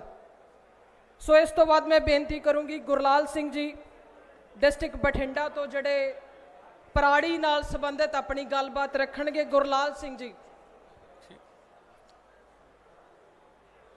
ਬੇਹੱਦ ਇਮਾਨਦਾਰ ਦਿੱਲੀ ਦੇ ਮੁੱਖ ਮੰਤਰੀ ਸ਼੍ਰੀ ਅਰਵਿੰਦ ਕੇਜਰੀਵਾਲ ਜੀ, ਪੰਜਾਬ ਦੇ ਪ੍ਰਧਾਨ ਸਰਦਾਰ ਭਗਵੰਤ ਸਿੰਘ ਜੀ ਮਾਨ, ਵਿਰੋਧੀ ਧਿਰ ਦੇ ਨੇਤਾ ਸਰਦਾਰ ਹਰਪਾਲ ਸਿੰਘ ਜੀ ਚੀਮਾ, ਕਿਸਾਨ ਵਿੰਗ ਦੇ ਆਗੂ ਸਰਦਾਰ ਕੁਲਤਾਰ ਸਿੰਘ ਜੀ ਸੰਧਵਾਂ, ਪ੍ਰੋਫੈਸਰ ਬਲਜਿੰਦਰ ਕੌਰ, ਸਮੁੱਚੀ ਆਮ ਆਦਮੀ ਪਾਰਟੀ ਦੀ ਟੀਮ ਦਾ ਮਾਨਸਾ ਪਹੁੰਚਣ ਤੇ ਸਭ ਤੋਂ ਪਹਿਲਾਂ ਅਸੀਂ ਦਿਲੋਂ ਸਵਾਗਤ ਕਰਦੇ ਹਾਂ, ਜੀ ਆਇਆਂ ਆਖਦੇ ਹਾਂ ਜੀ। ਮੇਰਾ ਟੌਪਿਕ ਹੈ ਪਰਾਲੀ ਬਾਰੇ, ਕਿ ਜੋ ਕਿਸਾਨ ਹੈ, ਇਹ ਮੰਨਿਆ ਜਾਂਦਾ ਵੀ ਕਿਸਾਨ ਬਹੁਤੇ ਅਨਪੜ੍ਹ ਹੁੰਦੇ ਨੇ, ਪਰ ਅੱਜ ਕਿਸਾਨ ਪੜ੍ਹ ਚੁੱਕੇ ਨੇ। ਪਰਾਲੀ ਕਿਸਾਨ ਵੀ ਜਲਾਉਣੀ ਨਹੀਂ ਚਾਹੁੰਦੇ, ਕਿਉਂਕਿ ਪਰਾਲੀ ਜਲਾਉਣ ਦੇ ਨਾਲ ਜੋ ਉਹਦੇ ਵਿੱਚੋਂ ਗੰਦੀਆਂ ਗੈਸਾਂ, ਭਿਆਨਕ ਗੈਸਾਂ ਨਿਕਲਦੀਆਂ ਨੇ, ਵਾਤਾਵਰਨ ਪ੍ਰਦੂਸ਼ਿਤ ਹੁੰਦਾ ਹੈ। ਉਹਦੇ ਨਾਲ ਕਿਸਾਨ ਵੀ ਇਨਸਾਨ ਨੇ, ਉਹਨਾਂ ਦੇ ਵੀ ਬੱਚੇ ਨੇ, ਉਹਨਾਂ ਦਾ ਪਰਿਵਾਰ ਵੀ ਹੈ। ਸਭ ਤੋਂ ਪਹਿਲੀ ਤਕਲੀਫ ਹੈ ਜਿਹੜੀ ਪਰਾਲੀ ਜਲਣ ਦੇ ਨਾਲ ਉਹ ਕਿਸਾਨ ਨੂੰ ਮਿਲਦੀ ਹੈ, ਪਰ ਪਰਾਲੀ ਜਲਾਉਣਾ ਕਿਸਾਨ ਦੀ ਮਜਬੂਰੀ ਹੈ। ਸਰ ਕੇਜਰੀਵਾਲ ਜੀ, ਆਪ ਜੀ ਨੇ ਕੰਮ ਤਾਂ ਦਿੱਲੀ ਦੇ ਵਿੱਚ ਜਦੋਂ ਤੋਂ ਪਾਵਰ ਵਿੱਚ ਆਏ ਹੋ, ਕਿਉਂਕਿ ਮੈਂ ਦਿੱਲੀ ਕਈ ਵਾਰੀ ਗਿਆ, ਬਹੁਤ ਜ਼ਿਆਦਾ ਕੀਤੇ ਨੇ, ਬਹੁਤ ਵਧੀਆ, ਜਿਵੇਂ ਹੈਲਥ ਦੇ ਵਿੱਚ, ਐਜੂਕੇਸ਼ਨ ਦੇ ਵਿੱਚ। ਪਰ ਇੱਕ ਸ਼ਲਾਘਾਯੋਗ ਕੰਮ ਜੋ ਕੀਤਾ ਹੈ ਉਹ ਪਰਾਲੀ ਦੇ ਸੰਬੰਧ ਵਿੱਚ ਜੋ ਘੋਲ ਤਿਆਰ ਕੀਤਾ ਹੈ, ਉਹ ਘੋਲ ਦਾ ਛਿੜਕਾਅ ਕਰਕੇ ਜਿਹੜੀ ਪਰਾਲੀ ਹੈ ਉਹ ਖਾਦ ਦੇ ਵਿੱਚ ਤਬਦੀਲ ਹੋ ਜਾਂਦੀ ਹੈ, ਜਿਹਦੇ ਨਾਲ ਜ਼ਮੀਨ ਦੀ ਉਪਜਾਊ ਸ਼ਕਤੀ ਵੀ ਵੱਧਦੀ ਹੈ ਤੇ ਵਾਤਾਵਰਨ ਵੀ ਬਚਿਆ ਰਹਿੰਦਾ ਪ੍ਰਦੂਸ਼ਣ ਤੋਂ। ਤੇ ਜਦੋਂ ਵਾਤਾਵਰਨ ਉਹਦੇ ਨਾਲ ਬਚਿਆ ਹੈ ਤਾਂ ਉਹਦੇ ਨਾਲ ਸਰੀਰ ਵੀ ਤੰਦਰੁਸਤ ਰਹੇਗਾ। ਜਦੋਂ ਵਾਤਾਵਰਨ ਠੀਕ ਹੋਵੇਗਾ ਤਾਂ ਸਰੀਰ ਵੀ ਤੰਦਰੁਸਤ ਹੋਵੇਗਾ। ਜਦੋਂ ਮਨੁੱਖ ਦਾ ਸਰੀਰ ਤੰਦਰੁਸਤ ਹੋਵੇਗਾ ਉਹਦੀ ਪੌਕਟ ਹੈ ਜਿਹੜੀ ਜੇਬ ਆ ਉਹ ਵੀ ਮਜ਼ਬੂਤ ਹੁੰਦੀ ਹੈ, ਕਿਉਂਕਿ ਰੋਗਾਂ ਤੇ ਅੱਜ ਪੰਜਾਬ ਦੇ ਵਿੱਚ ਸਭ ਤੋਂ ਜ਼ਿਆਦਾ ਪੈਸਾ ਜਾਂ ਤੇ ਸਿਹਤ ਤੇ ਲੱਗਦਾ ਲੋਕਾਂ ਦਾ, ਜਾਂ ਐਜੂਕੇਸ਼ਨ ਤੇ ਲੱਗਦਾ ਬੱਚਿਆਂ ਦੀ ਪੜ੍ਹਾਈ ਤੇ। ਸੋ ਇਸ ਕਰਕੇ ਆਪ ਜੀ ਨੇ ਬਹੁਤ ਸ਼ਲਾਘਾਯੋਗ ਕੰਮ ਕੀਤਾ ਹੈ ਇਸ ਘੋਲ ਨੂੰ ਤਿਆਰ ਕਰਨ ਦੇ ਲਈ, ਆਪਦੀ ਅਗਵਾਈ ਦੇ ਵਿੱਚ ਤਿਆਰ ਹੋਇਆ। ਸੋ ਮੈਂ ਇਹੀ ਬੇਨਤੀ ਕਰਦਾ ਕਿ ਇਹ ਘੋਲ ਜੋ ਆਪ ਜੀ ਦੀ ਸਰਕਾਰ ਦੁਆਰਾ, ਇਮਾਨਦਾਰ ਸਰਕਾਰ ਦੁਆਰਾ ਦਿੱਲੀ ਦੇ ਵਿੱਚ ਤਿਆਰ ਕਰਵਾਇਆ ਮਿਹਨਤ ਕਰਕੇ, ਇਹ ਘੋਲ ਪੰਜਾਬ ਦੇ ਕਿਸਾਨਾਂ ਤੱਕ ਹਲਕਾ ਇੰਚਾਰਜਾਂ ਦੁਆਰਾ, ਬਲਾਕ ਪ੍ਰਧਾਨਾਂ ਦੁਆਰਾ, ਸਰਕਲ ਪ੍ਰਧਾਨਾਂ ਦੁਆਰਾ, ਆਮ ਆਦਮੀ ਪਾਰਟੀ ਦੇ ਵਲੰਟੀਅਰਾਂ ਦੁਆਰਾ ਹਰ ਇੱਕ ਕਿਸਾਨ ਤੱਕ ਪਹੁੰਚਣਾ ਚਾਹੀਦਾ। ਸੋ ਆਪ ਜੀ ਦਾ ਬਹੁਤ ਬਹੁਤ ਧੰਨਵਾਦ। ਥੈਂਕ ਯੂ ਜੀ। ਸੋ ਇਸ ਤੋਂ ਬਾਅਦ ਮੈਂ ਬੇਨਤੀ ਕਰੂੰਗੀ ਗੁਰਤੇਜ ਸਿੰਘ ਡਿਸਟ੍ਰਿਕਟ ਬਰਨਾਲਾ, ਜਿਹੜੇ ਗੱਲਬਾਤ ਕਰਨਗੇ ਮੁਆਵਜ਼ੇ ਨੂੰ ਲੈ ਕੇ। ਗੁਰਤੇਜ ਸਿੰਘ ਜੀ। ਸਤਿ ਸ਼੍ਰੀ ਅਕਾਲ ਜੀ, ਮੈਂ ਗੁਰਤੇਜ ਸਿੰਘ ਡਿਸਟ੍ਰਿਕਟ ਬਰਨਾਲਾ ਜੀ, ਹਲਕਾ ਭਦੌੜ ਤੋਂ ਬਿਲੋਂਗ ਕਰਦਾ ਜੀ।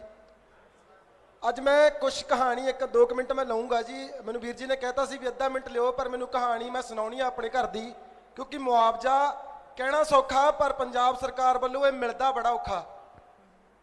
ਪਿਛਲੇ ਸਾਲ ਸਾਡੇ ਪਿੰਡ ਵੀ ਗੜੇਮਾਰੀ ਹੋਈ ਤੇ ਮੇਰੇ ਕੋਲ 5 ਕਿੱਲੇ ਠੇਕੇ ਤੇ ਸੀ। ਉਸ ਗੜੇਮਾਰੀ ਦੇ ਵਿੱਚ ਜਿਹੜੇ ਕਿੱਲੇ 'ਚੋਂ ਅਸੀਂ 80 ਗੱਟੇ ਭਰਦੇ ਸੀ, 7-7 8-8 ਗੱਟੇ ਇੱਕ ਕਿੱਲੇ ਦੇ ਵਿੱਚੋਂ ਭਰੇ। ਤੇ ਰਾਤ ਨੂੰ ਗੜੇਮਾਰੀ ਹੋਈ। ਜਦੋਂ ਸਵੇਰੇ ਮੈਂ ਪਿਤਾ ਜੀ ਨਾਲ ਖੇਤ ਗਿਆ ਤਾਂ ਮੈਨੂੰ ਮੇਰੇ ਬਾਪੂ ਨੂੰ ਉੱਥੋਂ ਫੜ ਕੇ ਲਿਆਉਣਾ ਪਿਆ। ਜੇ ਕਿਤੇ ਮੇਰਾ ਬਾਪੂ ਤੜਕੇ ਕੱਲਾ ਖੇਤ ਚਲਾ ਜਾਂਦਾ ਤਾਂ ਮੈਨੂੰ ਪਤਾ ਹੈ ਵੀ ਮੇਰੇ ਪਿਓ ਦਾ ਛਾਇਆ ਮੇਰੇ ਉੱਪਰ ਅੱਜ ਨਹੀਂ ਹੋਣਾ ਸੀ। ਇੰਨਾ ਕਿ ਜ਼ਿਆਦਾ ਔਖਾ ਸਾਨੂੰ ਮੁਆਵਜ਼ਾ ਇੱਥੇ ਮਿਲਦਾ ਹੈ। ਸਭ ਜਾਣਦੇ ਆ ਕਿ ਇੱਕ ਕਿੱਲੇ ਦੇ ਉੱਪਰ ਖਰਚ ਹੈ ਜਿਹੜਾ 70 ਤੋਂ ਲੈ ਕੇ 80 ਹਜ਼ਾਰ ਰੁਪਈਆ ਹੈ। ਜਿਹੜਾ ਠੇਕੇ ਵਾਲਾ ਬਾਣ ਆ ਉਹ 60-65 ਹਜ਼ਾਰ ਸਾਡੇ ਚੱਲਦਾ ਹੈ ਜੀ। 15 ਹਜ਼ਾਰ ਰੁਪਈਆ ਉਹ 'ਤੇ ਖਰਚਾ ਹੋ ਜਾਂਦਾ ਹੈ। ਖਰਚਾ ਹੋਣ ਤੋਂ ਬਾਅਦ ਸਾਨੂੰ ਜਦੋਂ ਕੋਈ ਕੁਦਰਤੀ ਕਰੋਪੀ ਆ ਜਾਂਦੀ ਹੈ ਤਾਂ ਮਿਲਦਾ ਕੀ ਹੈ 7 ਜਾਂ 8 ਹਜ਼ਾਰ ਰੁਪਈਆ। ਮੇਰੇ ਕੋਲ ਜਿਹੜੇ ਮੈਂ 5 ਕਿੱਲਿਆਂ ਦੀ ਗੱਲ ਕਰਦਾ ਉਹ ਹਰੇਕ ਕਿਸਾਨ ਦੀ ਕਹਾਣੀ ਹੈ। ਮੇਰਾ ਨੁਕਸਾਨ ਤਾਂ ਹੋਇਆ ਜੀ 3-3.5 ਲੱਖ ਰੁਪਏ ਦਾ, ਪਰ ਮੈਨੂੰ ਮਿਲਿਆ ਕਿ 8-5 40, ਉਹ ਵੀ 40 ਪੂਰਾ ਨਹੀਂ, 37 ਜਾਂ 38 ਹਜ਼ਾਰ ਰੁਪਈਆ ਮੇਰੇ ਅਕਾਊਂਟ ਦੇ ਵਿੱਚ ਆਇਆ। ਤੇ ਉਹਦੇ ਵਿੱਚ ਵੀ ਕੀ ਹੋਇਆ, ਮੈਂ ਜਿਹੜੀ ਤੁਹਾਨੂੰ ਗੱਲ ਅਗਲੀ ਦੱਸਣੀ ਚਾਹੁੰਦਾ ਵੀ ਕੁਝ ਕਿਸਾਨ ਇਹ 40 ਹਜ਼ਾਰ ਤੋਂ ਵੀ ਰਹਿ ਗਏ। ਕਿਵੇਂ ਰਹਿ ਗਏ ਵੀ ਉਹਨਾਂ ਕਿਸਾਨਾਂ ਦਾ ਵਾਹਣ ਆ ਜਿਹੜਾ ਉਹਦੇ ਵਿੱਚ ਪਾ ਦਿੱਤਾ ਗਿਆ ਪਟਵਾਰੀਆਂ ਤੇ ਕਾਨੂੰਗੋਆਂ ਦੇ ਵੱਲੋਂ, ਜਿਨ੍ਹਾਂ ਦਾ ਨੁਕਸਾਨ ਨਹੀਂ ਸੀ ਹੋਇਆ। ਨੁਕਸਾਨ ਮੇਰਾ ਹੋਇਆ ਤੇ ਫਸਲ ਜਿਹੜੀ ਆ ਮੁਆਵਜ਼ਾ ਜਿਹੜਾ ਮੇਰੇ ਗਵਾਂਢੀ ਨੂੰ ਦੇਤਾ ਉਹਦਾ 0% ਨੁਕਸਾਨ ਸੀ। ਇਹ ਰਿਸ਼ਵਤਖੋਰੀ ਉੱਪਰ ਤੋਂ ਲੈ ਕੇ ਥੱਲੇ ਤੱਕ ਚੱਲਦੀ ਹੈ ਤੇ ਮਿਲਦਾ ਕਿੰਨਾ ਔਖਾ ਹੈ ਜੀ। ਸਰਕਾਰ ਭੇਜਦੀ ਹੈ ਪਟਵਾਰੀਆਂ ਨੂੰ ਤੇ ਕਾਨੂੰਗੋਆਂ ਨੂੰ ਸਰਵੇ ਕਰਨ ਦੇ ਵਾਸਤੇ ਜੀ, ਕਰਕੇ ਆਓ ਵੀ ਦੇਖ ਕੇ ਆਓ ਕਿੰਨਾ ਨੁਕਸਾਨ ਕਿਸਾਨ ਦਾ ਹੋ ਗਿਆ। ਕੁਛ ਦੇਖਣ ਆਉਂਦੇ ਨੇ, ਉੱਪਰ ਰਿਪੋਰਟ ਭੇਜਦੇ ਨੇ, ਉੱਪਰੋਂ ਰਿਪੋਰਟ ਆ ਜਿਹੜੀ ਥੱਲੇ ਆਉਂਦੀ ਤੱਕ ਇੰਨੀ ਲੇਟ ਹੋ ਜਾਂਦੀ ਹੈ। ਜਦੋਂ ਨੂੰ ਮੁਆਵਜ਼ਾ ਮਿਲਣਾ ਹੁੰਦਾ ਜਾਂ ਤਾਂ ਕਿਸਾਨ ਮਰ ਚੁੱਕਿਆ ਹੁੰਦਾ ਜਾਂ ਉਹ ਇੰਨਾ ਕਿ ਜ਼ਿਆਦਾ ਪਰੇਸ਼ਾਨ ਹੋ ਚੁੱਕਿਆ ਹੁੰਦਾ ਵੀ ਉਹਨੂੰ ਇਹ ਮੁਆਵਜ਼ੇ ਦਾ ਕੋਈ ਬਾਹਲਾ ਮਹੀਨਾ ਹੀ ਨਹੀਂ ਰਹਿ ਜਾਂਦਾ। ਕਿ ਇਹਨਾਂ 32-33 ਹਜ਼ਾਰ ਰੁਪਏ ਦੇ ਨਾਲ ਕਿਸਾਨ ਆਪਣੀ ਧੀ ਦਾ ਵਿਆਹ ਕਰ ਲੂਗਾ ਜਾਂ ਉਹ ਆਪਣੇ ਪਰਿਵਾਰ ਵਾਸਤੇ ਰਾਸ਼ਨ ਆ ਜਿਹੜਾ ਲਿਆਊਗਾ। ਇੱਕ ਨਾਰਮਲ ਕਿਸਾਨ ਦੀ ਰਾਸ਼ਨ ਦੀ ਜਿਹੜੀ ਖਪਤ ਹੈ ਉਹ 50-60 ਹਜ਼ਾਰ ਰੁਪਏ ਦੀ ਇੱਕ ਸਾਲ ਦੀ ਹੋ ਜਾਂਦੀ ਹੈ ਜੀ। ਮਿਲਦਾ ਸਾਨੂੰ 30 ਹਜ਼ਾਰ ਰੁਪਈਆ ਤੇ ਉਹਦੇ 'ਚੋਂ ਅਸੀਂ ਆਪਦੇ ਜਵਾਕ ਪੜ੍ਹਾ ਲਾਂਗੇ ਜਾਂ ਅਸੀਂ ਆਪਣੀਆਂ ਧੀਆਂ ਭੈਣਾਂ ਦੇ ਵਿਆਹ ਕਰ ਲਾਂਗੇ ਜਾਂ ਫਿਰ ਅਸੀਂ ਆਪਦੀ ਅਗਲੀ ਫਸਲ ਬੀਜ ਲਾਂਗੇ। ਜੇ ਅਗਲੀ ਫਸਲ ਵੀ ਨਹੀਂ ਬੀਜਾਂਗੇ ਤਾਂ ਅਸੀਂ ਖਾਵਾਂਗੇ ਕੀ। ਸਾਨੂੰ ਰੋਕਣਾ ਪੈਣਾ ਜੀ ਇਸ ਚੀਜ਼ ਨੂੰ। ਮੈਂ ਤੁਹਾਡੇ ਤੋਂ ਇਹੀ ਪੁੱਛਣਾ ਚਾਹਣਾ, ਜੇ ਆਮ ਆਦਮੀ ਪਾਰਟੀ ਦੀ ਸਰਕਾਰ ਪੰਜਾਬ ਦੇ ਵਿੱਚ ਅਗਲੇ ਸਾਲ ਆਉਂਦੀ ਆ ਤਾਂ ਤੁਹਾਡਾ ਇਸ ਚੀਜ਼ ਤੇ ਸਟੈਂਡ ਕੀ ਹੋਊਗਾ। ਅਸੀਂ ਖੁਸ਼ ਬਹੁਤ ਹਾਂ ਤੁਸੀਂ 50 ਹਜ਼ਾਰ ਰੁਪਏ ਮੁਆਵਜ਼ੇ ਦੀ ਗੱਲ ਜਿਹੜੀ ਆ ਦਿੱਲੀ ਦੇ ਕਿਸਾਨਾਂ ਵਾਸਤੇ ਕੀਤੀ ਆ, ਬਹੁਤ ਖੁਸ਼ੀ ਦੀ ਗੱਲ ਹੈ। ਸਾਡੇ ਕਿਸਾਨਾਂ ਵਾਸਤੇ ਵੀ ਇਹੀ ਹੋਣਾ ਚਾਹੀਦਾ ਵੀ ਘੱਟੋ ਘੱਟ ਉਹਨਾਂ ਕੁ 50 ਜਾਂ 60 ਹਜ਼ਾਰ ਰੁਪਈਆ ਤਾਂ ਸਾਨੂੰ ਮੁਆਵਜ਼ਾ ਮਿਲੇ। ਅਸੀਂ ਨਹੀਂ ਚਾਹੁੰਦੇ ਕਿ ਕਿਸੇ ਕਿਸਾਨ ਦੀ ਫਸਲ ਖਰਾਬ ਹੋਵੇ, ਪਰ ਕਿਸਾਨ ਦਾ ਧੰਦਾ ਇਹ ਜਾ ਜੀ, ਹਰੇਕ ਬੰਦੇ ਦਾ ਧੰਦਾ ਸੇਫ ਆ, ਹਰੇਕ ਦੁਕਾਨਦਾਰ ਸੇਫ ਆਉਣੇ, ਆਪਣਾ ਸਮਾਨ ਚੱਕ ਕੇ ਅੰਦਰ ਕਰ ਲੈਣਾ ਜਦੋਂ ਗੜੇਮਾਰੀ ਹੁੰਦੀ ਆ। ਕਾਰੋਬਾਰੀ ਨੇ ਆਪਣੀ ਫੈਕਟਰੀ ਨੂੰ ਢੱਕ ਲੈਣਾ ਜੋ ਢੱਕੀ ਹੁੰਦੀਆਂ ਨੇ, ਪਰ ਕਿਸਾਨ ਕੋਲੇ ਜਿਹੜੀ ਫਸਲ ਹੁੰਦੀ ਆ ਜੀ ਉਹ ਹਮੇਸ਼ਾ ਖੁੱਲੇ ਅਸਮਾਨ ਦੇ ਥੱਲੇ ਹੁੰਦੀ ਆ, ਤੇ ਇਦੋਂ ਵੱਡਾ ਰਿਸਕ ਹੈ ਜਿਹੜਾ ਉਹ ਕਿਸੇ ਦਾ ਨਹੀਂ ਹੁੰਦਾ ਜਿੱਡਾ ਕਿਸਾਨਾਂ ਦਾ ਹੁੰਦਾ। ਬੇਨਤੀ ਆ ਜੀ ਸਾਨੂੰ ਅੱਜ ਇਹ ਦੱਸ ਕੇ ਜਾਇਓ ਵੀ ਆਮ ਆਦਮੀ ਪਾਰਟੀ ਦਾ ਸਟੈਂਡ ਕੀ ਹੈ ਜੀ ਮੁਆਵਜ਼ੇ ਤੇ। ਥੈਂਕ ਯੂ ਜੀ।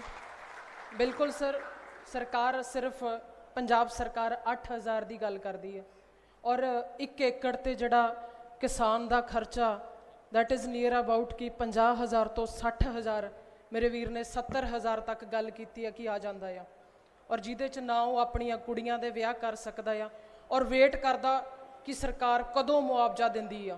सरकार मुआवजा देने की इतनी लंबी उड़ीक करती है, और जब उसकी डिस्ट्रीब्यूशन की बात आती है तो जिसने ठेके ते लई होंदी है ज़मीन उन्होंने मिलता ही नहीं मुआवजा, होर ही किसी को मिल जाता। सो एक बहुत वड्डी समस्या जिहड़ी उहदी डिवीज़न दे विच भी आउंदी है। सो अगली बेनती मैं करूँगी प्रगट सिंह जी डिस्ट्रिक्ट मानसा तो, जिहड़े गुलाबी सुंडी दे रिगार्डिंग गल करना चाहुंदे हैं। ਧੰਨਵਾਦ ਜੀ ਸਾਰੇ ਮੇਰੇ ਕਿਸਾਨ ਵੀਰਾਂ ਦਾ ਇੱਥੇ ਪਹੁੰਚਣ ਤੇ। ਪਿਛਲੇ 2 ਮਹੀਨਿਆਂ ਤੋਂ ਰੌਲਾ ਪੈ ਰਿਹਾ ਹੈ, ਬਠਿੰਡਾ ਮਾਨਸਾ ਮੁਕਤਸਰ ਦਾ ਸਾਰਾ ਨਰਮਾ ਪੱਟੀ ਤਬਾਹ ਹੋ ਗਈ। ਸਰਕਾਰ ਕਹਿੰਦੀ ਮੁਆਵਜ਼ਾ ਦੇਵਾਂਗੇ, ਵਿਸ਼ੇਸ਼ ਗਰਦੌਰੀਆਂ ਕਰਾਵਾਂਗੇ, ਪਰ ਮੈਂ ਤੁਹਾਨੂੰ ਦੱਸਣਾ ਚਾਹਣਾ ਵੀ ਜਿਹੜੀ ਇਹ ਗਰਦੌਰੀ ਹੈ, ਜਿਵੇਂ ਵੀਰ ਨੇ ਦੱਸਿਆ ਗੜੇਮਾਰੀ ਤਾਂ ਵਿਸ਼ੇਸ਼ ਗਰਦੌਰੀ ਹੋ ਸਕਦੀ ਹੈ। ਜਿਹੜੀ ਫਸਲਾਂ ਦੀ ਗਰਦੌਰੀ ਹੈ ਉਹ ਤਾਂ ਸਾਉਣੀ ਦੀਆਂ ਫਸਲਾਂ ਦੀ 6ਵੇਂ ਮਹੀਨੇ 'ਚ ਹੀ ਹੋ ਜਾਂਦੀ ਹੈ, ਵੀ ਕਿਹਨੇ ਕਿੰਨਾ ਨਰਮਾ ਬੀਜਿਆ, ਕਿੰਨੀ ਮੂੰਗਫਲੀ ਲਾਈ ਹੈ, ਕਿੰਨਾ ਝੋਨਾ। ਇਹ ਗਰਦੌਰੀ ਦੇ ਮਸਲੇ ਤਾਂ ਸਾਨੂੰ ਕਿਸਾਨਾਂ ਨੂੰ ਉਲਝਾ ਰਹੀ ਹੈ। ਕੁਛ ਸਾਡੇ ਪਾਰਟੀ ਦੇ ਐਮਐਲਏ ਗੁੱਸਾ ਨਾ ਕਰਨ, ਉਹ ਵੀ ਵਿਸ਼ੇਸ਼ ਗਰਦੌਰੀ ਦੀ ਨਰਮੇ ਦੇ ਮੰਗ ਕਰਦੇ ਦੀ, ਚਲੋ ਮੇਰੇ ਨਾਲ ਵੱਧ ਸਿਆਣੇ ਨੇ, ਪਰ ਗਰਦੌਰੀ ਹੈ ਜਿਹੜੀ ਨਰਮੇ ਦੀ ਉਹ 6ਵੇਂ ਮਹੀਨੇ 'ਚ ਹੀ ਹੋ ਜਾਂਦੀ ਹੈ, ਵੀ ਕਿੰਨੇ ਏਕੜ ਫਸਲ ਨਰਮੇ ਦੀ ਬੀਜੀ ਹੈ। ਬਾਕੀ ਨਰਮਾ ਪੱਟੀ ਪੂਰੀ ਤਬਾਹ ਹੋਈ ਹੈ, ਕਿਸੇ ਇੱਕ ਕਿਸਾਨ ਦਾ ਨਹੀਂ ਹੋਇਆ। ਇਸ ਨਾਲ ਹਰੇਕ ਕਿਸਾਨ ਦਾ ਜਿਹਨੇ 10 ਕੁਇੰਟਲ ਦਾ ਝਾੜ ਲੈਣਾ ਸੀ 2 ਕੁਇੰਟਲ ਜਾਂ 4 ਕੁਇੰਟਲ ਮਿਲੂਗਾ। ਕਈਆਂ ਕਿਸਾਨਾਂ ਨੂੰ ਤਾਂ ਮੈਨੂੰ ਲੱਗਦਾ 1 ਕੁਇੰਟਲ ਦੀ ਖੜਨਾ ਪਊ।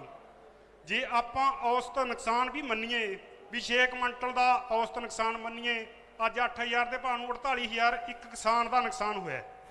ਪਰ ਸਰਕਾਰ ਕਿੱਥੇ ਉਲਝੀ ਹੋਈ ਹੈ, ਕਹਿੰਦੀ ਵਿਸ਼ੇਸ਼ ਗਰਦੌਰੀਆਂ ਕਰਾਵਾਂਗੇ। ਗਰਦੌਰੀ ਹੋਈ ਪਈ ਹੈ, ਮੁਆਵਜ਼ਾ ਦੇਣ ਦਾ ਨਾਂ ਨਹੀਂ। ਜਿਹੜਾ ਮੰਤਰੀ ਖੇਤੀਬਾੜੀ ਮੰਤਰੀ, ਸ਼ਾਇਦ ਬਹੁਤਿਆਂ ਨੂੰ ਪਤਾ ਹੋਣਾ ਵੀ ਕੈਪਟਨ ਅਮਰਿੰਦਰ ਸਿੰਘ ਦੀ ਜਿਹੜਾ ਘਪਲਾ ਕਰਕੇ ਫਾਰਗ ਹੋ ਗਿਆ, ਉਹ 'ਤੇ ਕੋਈ ਕਾਰਵਾਈ ਦਾ ਨਾਂ ਹੀ ਨਹੀਂ। ਇਹ ਖੇਤੀਬਾੜੀ ਮੰਤਰੀ ਦੀ ਜ਼ਿੰਮੇਵਾਰੀ ਤੀ। ਮੈਂ ਬੇਸ਼ੱਕ ਇੱਕ ਪੈਸਟੀਸਾਈਡ ਵਿਕਰੇਤਾ ਵੀ ਹਾਂ ਅਤੇ ਕਿਸਾਨ ਵੀ ਹਾਂ। ਇਹ ਖੇਤੀਬਾੜੀ ਮੰਤਰੀ ਦੀ ਜ਼ਿੰਮੇਵਾਰੀ ਤੀ ਵੀ ਜਿਹੜੇ ਬਾਹਰੋਂ ਬੀਜ ਆਉਂਦੇ ਨੇ ਉਹਨਾਂ ਦੇ ਸੈਂਪਲ ਸਰਕਾਰ ਨੇ ਪਾਸ ਕਰਨੇ ਨੇ। ਅੱਜ ਲੜਾਈਆਂ ਕਿੱਥੇ ਹੋ ਰਹੀਆਂ ਨੇ? ਦੁਕਾਨਦਾਰਾਂ ਅਤੇ ਕਿਸਾਨਾਂ ਦੀਆਂ ਆਪਸ 'ਚ। ਨੁਕਸਾਨ ਕਿਸਾਨ ਦਾ ਹੋ ਗਿਆ 48000 ਦਾ।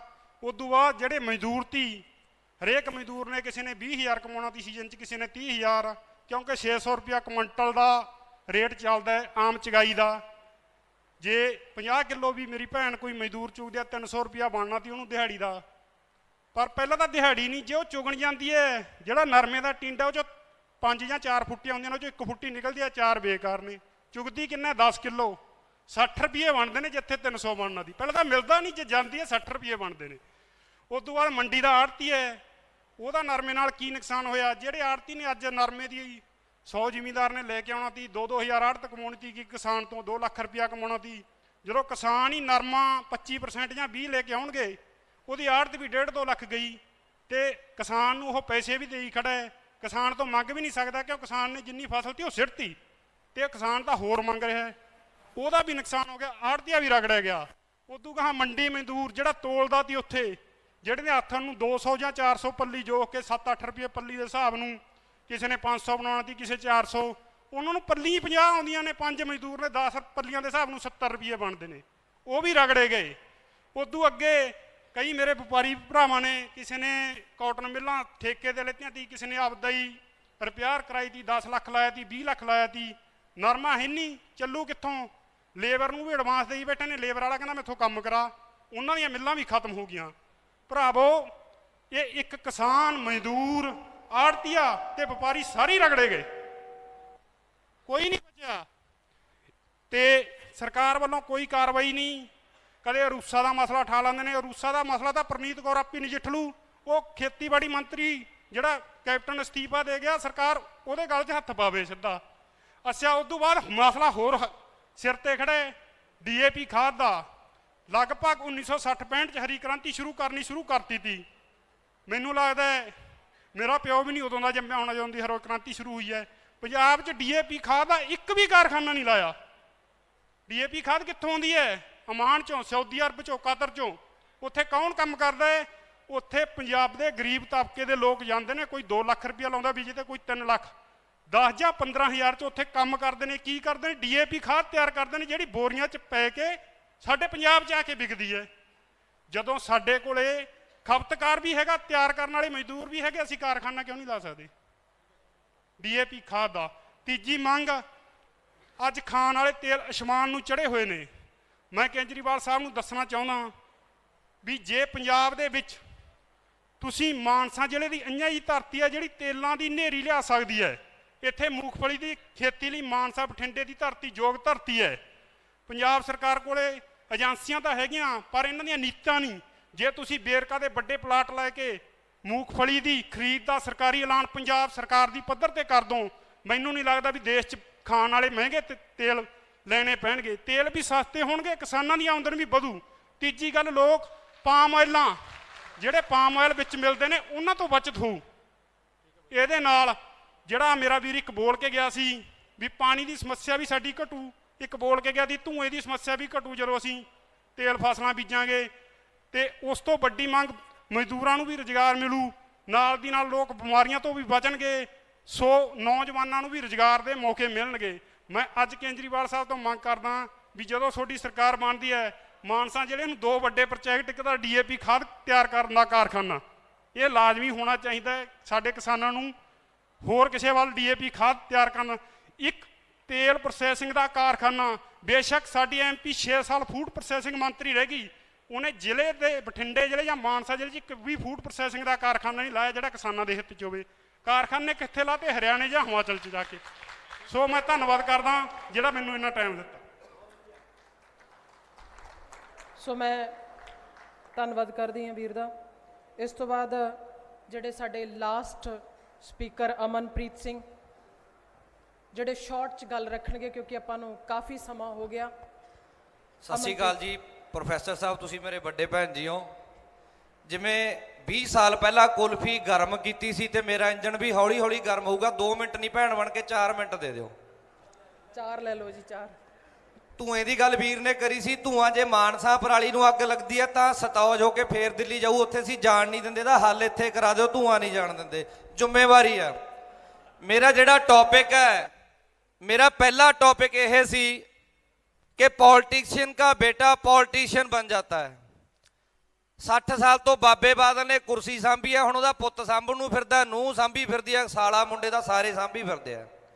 इंजीनियर दा बेटा इंजीनियर बन जाता, डॉक्टर दा बेटा डॉक्टर बन जाता, टीचर दा बेटा टीचर बन जाता है। किसान दा बेटा की बनूगा, ये बहुत बड़ा सवाल है। किसान दा पुत्त की बनूगा? ਜਾਂ ਤਾਂ ਉਹਦੇ ਪਿਓ ਵਾਂਗੂ ਖੁਦਕਸ਼ੀ ਕਰੂ ਜਿਹੜੇ ਅੱਜ ਦੇ ਹਾਲਾਤ ਨੇ, ਜਾਂ ਫਿਰ ਪਿਓ ਆਦੇ ਪੁੱਤ ਨੂੰ ਕਹਿੰਦਾ ਪੁੱਤ ਮੇਰੇ ਕੋਲ 1.5 ਕਿੱਲਾ ਜ਼ਮੀਨ ਆ, ਮੈਂ ਕਿੱਲਾ ਵੇਚਦਾ, ਤੂੰ ਕੈਨੇਡਾ ਵਗ ਜਾ।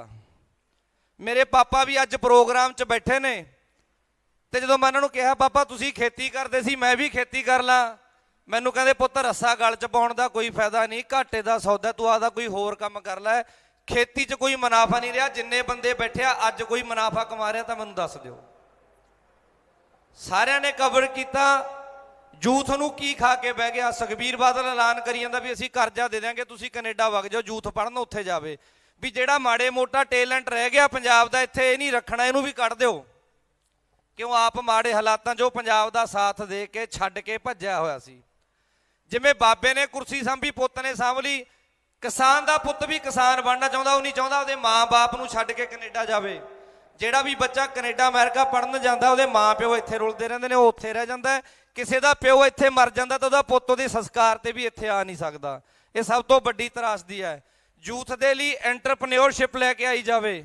ਸਾਡੇ ਵੀਰ ਨੇ ਡੇਅਰੀ ਡਿਪਾਰਟਮੈਂਟ ਦੀ ਗੱਲ ਕੀਤੀ ਸੀ। ਇੱਕ ਗੱਲ ਦੱਸ ਦੇਣੀ ਚਾਹੁੰਦਾ, ਪੰਜਾਬ ਦੇ ਵਿੱਚ ਜਿਹੜਾ ਸ਼ੁੱਧ ਦੁੱਧ ਪੈਦਾ ਹੁੰਦਾ ਇੱਕ ਦਿਨ ਦਾ 16 ਲੱਖ ਲੀਟਰ ਪੈਦਾ ਹੁੰਦਾ ਹੈ, ਜਿਸ 'ਚੋਂ 9 ਲੱਖ ਲੀਟਰ ਦੁੱਧ ਇਕੱਲਾ ਲੁਧਿਆਣਾ ਸ਼ਹਿਰ ਪੀ ਜਾਂਦਾ ਹੈ, ਬਾਕੀ ਪੰਜਾਬ ਲਈ ਬਚਦਾ 7 ਲੱਖ ਲੀਟਰ। ਤੇ ਪੂਰਾ ਕਿੱਥੋਂ ਹੁੰਦਾ ਹੈ? ਫੈਕਟਰੀਆਂ ਵਾਲੇ ਬਣਾ ਕੇ ਵੇਚੀ ਜਾਂਦੇ ਨੇ। ਇੰਨਾ ਕੁ ਨਕਲੀ ਦੁੱਧ ਪ੍ਰੋਡਿਊਸ ਹੁੰਦਾ ਵੀ ਤੁਸੀਂ ਗੱਲਾਂ ਹੀ ਛੱਡ ਦਿਓ। ਰਾਤ ਨੂੰ ਡੇਅਰੀ ਵਾਲੇ ਨੂੰ ਕਹਿ ਦਿਓ ਵੀ ਤੜਕੇ 10 ਕੁਆਂਟਲ ਪਨੀਰ ਚਾਹੀਦਾ, 5 ਵਜੇ ਤੈਨੂੰ ਦੇ ਦੂ। ਮੱਝ ਘਰੇ ਇੱਕ ਨਹੀਂ ਨਾ ਦੁੱਧ ਆਉਂਦਾ ਉਹਦੇ ਕੋਲੇ। ਜਿਹੜਾ ਬੰਦਾ ਮਿਲਾਵਟ ਕਰਦਾ ਖਾਸ ਕਰਕੇ ਦੁੱਧ ਦੇ ਵਿੱਚ, ਉਹਦੇ ਤੇ 307 ਦੀ ਧਾਰਾ ਲਾ ਕੇ ਪਰਚਾ ਦਰਜ ਕੀਤਾ ਜਾਵੇ, ਕਿਉਂਕਿ ਉਹਦੀ ਸਿੱਧਮ ਸਿੱਧੀ ਨੀਤ ਹੈ ਸਾਨੂੰ ਗਲਤ ਚੀਜ਼ ਖਵਾ ਕੇ ਮਾਰਨ ਦੀ। ਖੇਤੀ ਦੇ ਨਾਲ ਤੁਸੀਂ ਕਿਸਾਨਾਂ ਦੀ ਗੱਲ ਸੁਣਨ ਆਇਓ, ਮੈਂ ਤੁਹਾਡਾ ਥੈਂਕ ਯੂ ਕਰਦਾ। ਪਹਿਲਾ ਮੁੱਖ ਮੰਤਰੀ ਹੈ ਜਿਹੜਾ ਗੱਲ ਸੁਣਨ ਆਇਆ, ਸੁਣਾਉਣ ਨਹੀਂ ਆਇਆ। ਝੰਡੇ ਨੂੰ ਅਸੀਂ 20 ਸਾਲ ਤੋਂ ਸੁਣਦੇ ਆ, ਇਹ ਝੰਡੇ ਵਾਸਤੇ ਸਾਡਾ ਝੰਡਾ ਹੀ ਖੜਾ ਰਹੂਗਾ। ਭਗਵੰਤ ਮਾਨ ਪੰਜਾਬ ਦੀ ਉਹ ਧੜਕਣ ਹੈ ਜਿਹਨੇ 20 ਸਾਲ ਪਹਿਲਾਂ ਸਾਨੂੰ ਕਮੇਡੀ ਸੁਣਾਈ, ਪਰ ਜੇ ਤੁਸੀਂ ਉਹਨੂੰ ਸੀਰੀਅਸ ਹੋ ਕੇ ਸੁਣ ਲਓ ਤੁਹਾਡੀਆਂ ਅੱਖਾਂ 'ਚੋਂ ਪਾਣੀ ਨਹੀਂ ਰੁਕਣਾ। ਉਹ ਕਮੇਡੀ ਨਹੀਂ ਸੀ, ਪੰਜਾਬ ਦੇ ਦਰਦ ਸੀਗੇ। ਸੋ 2 ਸਾਲਾਂ ਤੋਂ ਅਸੀਂ ਸਤਾਉਜ ਵਾਲੇ ਝੰਡੇ ਦਾ ਝੰਡਾ ਚੱਕਿਆ ਹੋਇਆ, ਹਾਰਨ ਨਹੀਂ ਦਿੱਤਾ। ਕਿੱਡੇ ਕਿੱਡੇ ਵਪਾਰੀ ਦੇ ਬਰਾਬਰ ਆ ਕੇ ਚੋਣ ਲੜ ਕੇ, ਪਰ ਅਸੀਂ ਨੂੰ ਜਿਤਾਇਆ। ਗਾਹਾਂ ਨੂੰ ਆ ਸਾਰੇ ਜਿਤਾਉਣਾ ਚਾਹੁੰਦੇ ਨੇ, ਪਰ ਯੂਥ ਲਈ ਕੀ ਪ੍ਰੋਗਰਾਮ ਹੈ? ਯੂਥ 2 ਤਰੀਕਿਆਂ ਨਾਲ ਖਤਮ ਕੀਤਾ ਜਾ ਰਿਹਾ, ਜਿਹੜੇ 'ਚ ਟੈਲੈਂਟਾਂ ਨੂੰ ਬਾਹਰ ਭੇਜਿਆ ਜਾ ਰਿਹਾ, ਬਾਕੀ ਯੂਥ ਨੂੰ ਨਸ਼ੇ ਦੀ ਲੱਤ ਲਾਤੀ। ਕੋਈ ਵੀ ਪੰਜਾਬੀ ਕਿਸਾਨ ਜਿਵੇਂ ਪਰਾਲੀ ਨਹੀਂ ਮਚਾਉਣਾ ਚਾਹੁੰਦਾ, ਉਵੇਂ ਕੋਈ ਵੀ ਯੂਥ ਦਾ ਵਰਕਰ ਨਸ਼ਾ ਨਹੀਂ ਕਰਨਾ ਚਾਹੁੰਦਾ। ਦਿੱਲੀ ਦੀਆਂ ਯੂਥ ਨੇ ਜਾ ਕੇ ਚੀਕਾਂ ਕਢਾਤੀਆਂ, 11 ਮਹੀਨੇ ਹੋ ਗਏ। ਸਾਨੂੰ ਕੀ ਕਿਹਾ ਜਾਂਦਾ ਵੀ ਚਿੱਟਾ ਕਿੱਥੋਂ ਆਉਂਦਾ? ਪਾਕਿਸਤਾਨ ਤੋਂ ਆਉਂਦਾ, ਜਿਹਦੀ ਸਰਹੱਦ ਪਾਕਿਸਤਾਨ ਨਾਲ ਲੱਗਦੀ ਹੈ। ਗੁਜਰਾਤ ਦੀ ਸਰਹੱਦ ਵੀ ਤਾਂ ਪਾਕਿਸਤਾਨ ਨਾਲ ਲੱਗਦੀ ਹੈ, ਗੁਜਰਾਤ 'ਚ ਚਿੱਟਾ ਕਿਉਂ ਨਹੀਂ ਆਉਂਦਾ? ਸ਼ਾਹਰੁਖ ਖਾਨ ਦੇ 15 ਗ੍ਰਾਮ ਚਿੱਟੇ ਦੇ ਮੁੰਡੇ ਤੇ ਰੌਲਾ ਪੈ ਗਿਆ, ਮੀਡੀਆ ਚੱਕੀ ਫਿਰਦਾ, ਸਰਕਾਰਾਂ ਖਿੱਚੀ ਫਿਰਦੀਆਂ। ਜਿਹੜਾ ਅਡਾਨੀਆਂ ਦੇ ਕਿੰਨਾ ਚਿੱਟਾ ਫੜਿਆ ਗਿਆ ਉਹ ਪਤਾ ਹੀ ਨਹੀਂ। ਜਿਹੜਾ ਮਜੀਠੀਆ ਨੇ ਕਿੰਨਾ ਚਿੱਟਾ ਪੰਜਾਬ 'ਚ ਵਾੜਤਾ। ਡੇਰਾ ਬਾਬਾ ਨਾਨਕ ਕੋਲੇ ਇੱਕ ਪਿੰਡ ਹੈ ਜੀ, ਉੱਥੇ ਤੁਹਾਨੂੰ 25 ਸਾਲ ਦਾ ਮੁੰਡਾ ਨਹੀਂ ਮਿਲਣਾ। ਮੈਂ ਪਿਛਲੇ ਮਹੀਨੇ ਵਰਕਿੰਗ ਕਰਕੇ ਆਇਆ। ਚਿੱਟੇ ਨੇ ਖਤਮ ਕਰਤਾ। ਪਹਿਲਾਂ ਖਾੜਕੂ ਲਹਿਰ 'ਚ ਪੁਲਿਸ ਨੇ ਬੰਦੇ ਮਾਰ-ਮਾਰ ਖਤਮ ਕਰਤੇ। 47 ਵੇਲੇ ਸਭ ਤੋਂ ਪਹਿਲਾਂ ਨੁਕਸਾਨ ਬਾਰਡਰ ਦਾ ਹੋਇਆ, ਜਦੋਂ ਪੰਜਾਬ ਵੱਢਿਆ ਗਿਆ। ਪੰਜਾਬ ਨੂੰ ਉਜਾੜਨ ਦੀ ਕੋਸ਼ਿਸ਼ ਕੀਤੀ ਜਾ ਰਹੀ ਹੈ। ਸੋ ਮੇਰੀ ਇਹੀ ਰਿਕੁਐਸਟ ਹੈ ਕਿ ਪੰਜਾਬ ਦੇ ਕਿਸਾਨ ਨੂੰ ਬਚਾ ਕੇ ਯੂਥ ਨੂੰ ਬਚਾ ਲਓ। ਮੁਲਕ ਇੰਨੀਆਂ ਕੁ ਤਰੱਕੀਆਂ ਬਾਜੂ ਕਰ ਜੂਗਾ ਕਿ ਇੰਡੀਆ ਦਾ ਰੁਪਈਆ ਅਮਰੀਕਾ ਦੇ ਰੁਪਈਏ ਦੇ ਬਰਾਬਰ ਜੇ ਨਾ ਹੋਇਆ ਮਹਾਰਾਜਾ ਰਣਜੀਤ ਸਿੰਘ ਦੇ ਰਾਜ ਵਾਂਗੂ, ਤਾਂ ਯਾਦ ਰੱਖਿਓ ਕਿਸਾਨ ਬਚਾ ਲਓ, ਪੰਜਾਬ ਦੀ ਰੀੜ੍ਹ ਦੀ ਹੱਡੀ ਬਚਾ ਲਓ, ਦੇਸ਼ ਦੀ ਰੀੜ੍ਹ ਦੀ ਹੱਡੀ ਬਚ ਜੂਗੀ। ਕਿਉਂਕਿ ਸਾਡੇ ਦੇਸ਼ ਦਾ ਧੁਰਾ ਜਿਹੜਾ ਉਹ ਸਿਰਫ ਕਿਸਾਨੀ ਦੇ ਸਿਰੋਂ ਘੁੰਮਦਾ ਹੈ, ਹੋਰ ਕਿਸੇ ਕਾਰਪੋਰੇਟ ਘਰਾਣੇ ਦੇ ਧਰੋਂ ਨਹੀਂ। ਇਹਨਾਂ ਦੇ ਨੱਥਾਂ ਪਾ ਲਓ। ਪੰਜਾਬ ਲਈ ਸਪੈਸ਼ਲ ਪ੍ਰੋਗਰਾਮ ਲੈ ਕੇ ਆਓ। ਸਰਹੱਦੀ ਦੇਸ਼ ਹੈ, ਸਟੇਟ ਹੈ ਇਹ। ਕਿਸਾਨ ਨੂੰ ਬਚਾਓ, ਕਿਸਾਨਾਂ ਲਈ ਸਪੈਸ਼ਲ ਪੈਕੇਜ ਲੈ ਕੇ ਆਉਣ, ਤੇ ਯੂਥ ਲਈ ਐਂਟਰਪ੍ਰੈਨਿਓਰਸ਼ਿਪ ਦੇ ਪ੍ਰੋਗਰਾਮ ਲੈ ਕੇ ਆਉਣ। ਬੀਟੈਕ ਕਰੇ ਮੁੰਡੇ, ਬੈਚਲਰ ਸਿਵਲ ਇੰਜੀਨੀਅਰਿੰਗ ਕਰੇ ਮੁੰਡੇ, 8-8 ਹਜ਼ਾਰ ਤੇ ਨੌਕਰੀ ਕਰਦੇ ਫਿਰਦੇ ਨੇ। ਪ੍ਰਾਈਵੇਟ ਨੌਕਰੀਆਂ ਸ਼ੋਸ਼ਣ ਕਰਦੀਆਂ ਨੇ।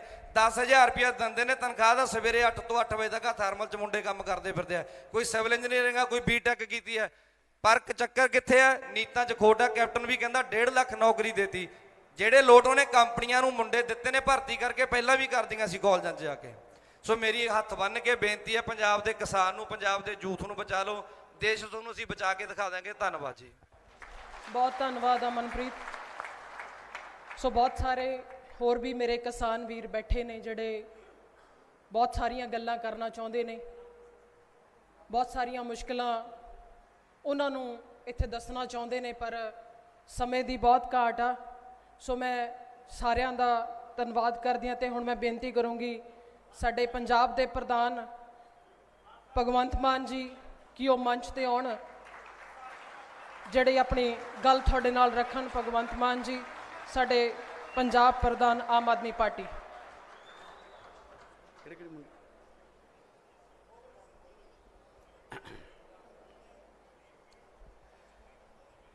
ਮਾਨਸਾ ਮਾਲਵੇ ਦਾ ਦਿਲ ਮੰਨੀ ਜਾਣ ਵਾਲੀ ਧਰਤੀ, ਮਾਨਸਾ ਦੇ ਇਮਾਨਦਾਰ, ਜਜ਼ਬੇ ਵਾਲੇ, ਜੋ ਗੱਲ ਦਿਲ 'ਚ ਹੈ ਉਹੀ ਗੱਲ ਜ਼ੁਬਾਨ ਤੇ ਕਹਿਣ ਵਾਲੇ ਜੁਝਾਰੂ ਲੋਕਾਂ ਦੀ ਧਰਤੀ ਹੈ। ਮੈਂ ਤੁਹਾਡਾ ਸਾਰਿਆਂ ਦਾ ਇੱਥੇ ਪਹੁੰਚਣ ਤੇ ਸਵਾਗਤ ਕਰਦਾ। ਅਰਵਿੰਦ ਕੇਜਰੀਵਾਲ ਜੀ ਮੁੱਖ ਮੰਤਰੀ ਦਿੱਲੀ, ਜਿਨ੍ਹਾਂ ਨੇ ਦੇਸ਼ ਦੇ ਵਿੱਚ ਰਾਜਨੀਤੀ ਦੀ ਦਸ਼ਾ ਤੇ ਦਿਸ਼ਾ ਬਦਲ ਕੇ ਰੱਖਤੀ। ਪੰਜਾਬ ਦੇ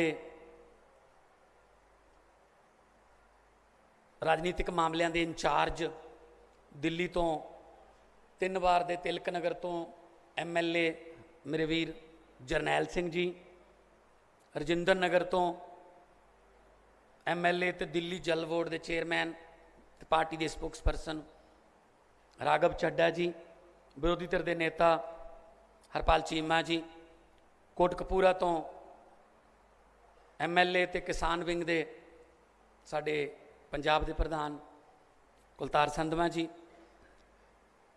ਤਲਵੰਡੀ ਸਾਬੋ ਤੋਂ MLA ਪਾਰਟੀ ਦੇ ਸੀਨੀਅਰ ਨੇਤਾ ਬੀਬਾ ਬਲਜਿੰਦਰ ਕੌਰ ਜੀ, ਸਾਰਿਆਂ ਨੂੰ ਜਿੰਨੇ ਵੀ ਤੁਸੀਂ ਸਾਰੇ ਕਦਮ ਚੱਲ ਕੇ ਆਏ ਹੋ ਸਾਡੇ ਸਿਰ ਮੱਥੇ, ਸਭ ਤੋਂ ਪਹਿਲਾਂ ਮੇਰੀ ਫਤਿਹ ਪ੍ਰਵਾਨ ਕਰਿਓ। ਵਾਹਿਗੁਰੂ ਜੀ ਕਾ ਖਾਲਸਾ, ਵਾਹਿਗੁਰੂ ਜੀ ਕੀ ਫਤਿਹ। ਸਾਰਿਆਂ ਨੂੰ ਸਤਿ ਸ੍ਰੀ ਅਕਾਲ। ਇਹ ਕੋਈ ਰਾਜਨੀਤਿਕ ਰੈਲੀ ਨਹੀਂ ਹੈਗੀ, ਇੱਥੇ ਅਸੀਂ ਕੋਈ ਸ਼ਕਤੀ ਪ੍ਰਦਰਸ਼ਨ ਕਰਨ ਨਹੀਂ ਆਏ, ਨਾ ਹੀ ਕੋਈ ਵੋਟਾਂ ਮੰਗਣ ਆਏ ਆ, ਕਿਉਂਕਿ ਹਜੇ ਵੋਟਾਂ 'ਚ ਬਹੁਤ ਟਾਈਮ ਹੈ। ਅਸੀਂ ਤੁਹਾਡੇ ਨਾਲ ਵਿਚਾਰ ਵਟਾਂਦਰੇ ਕਰਨ ਆਏ ਆ।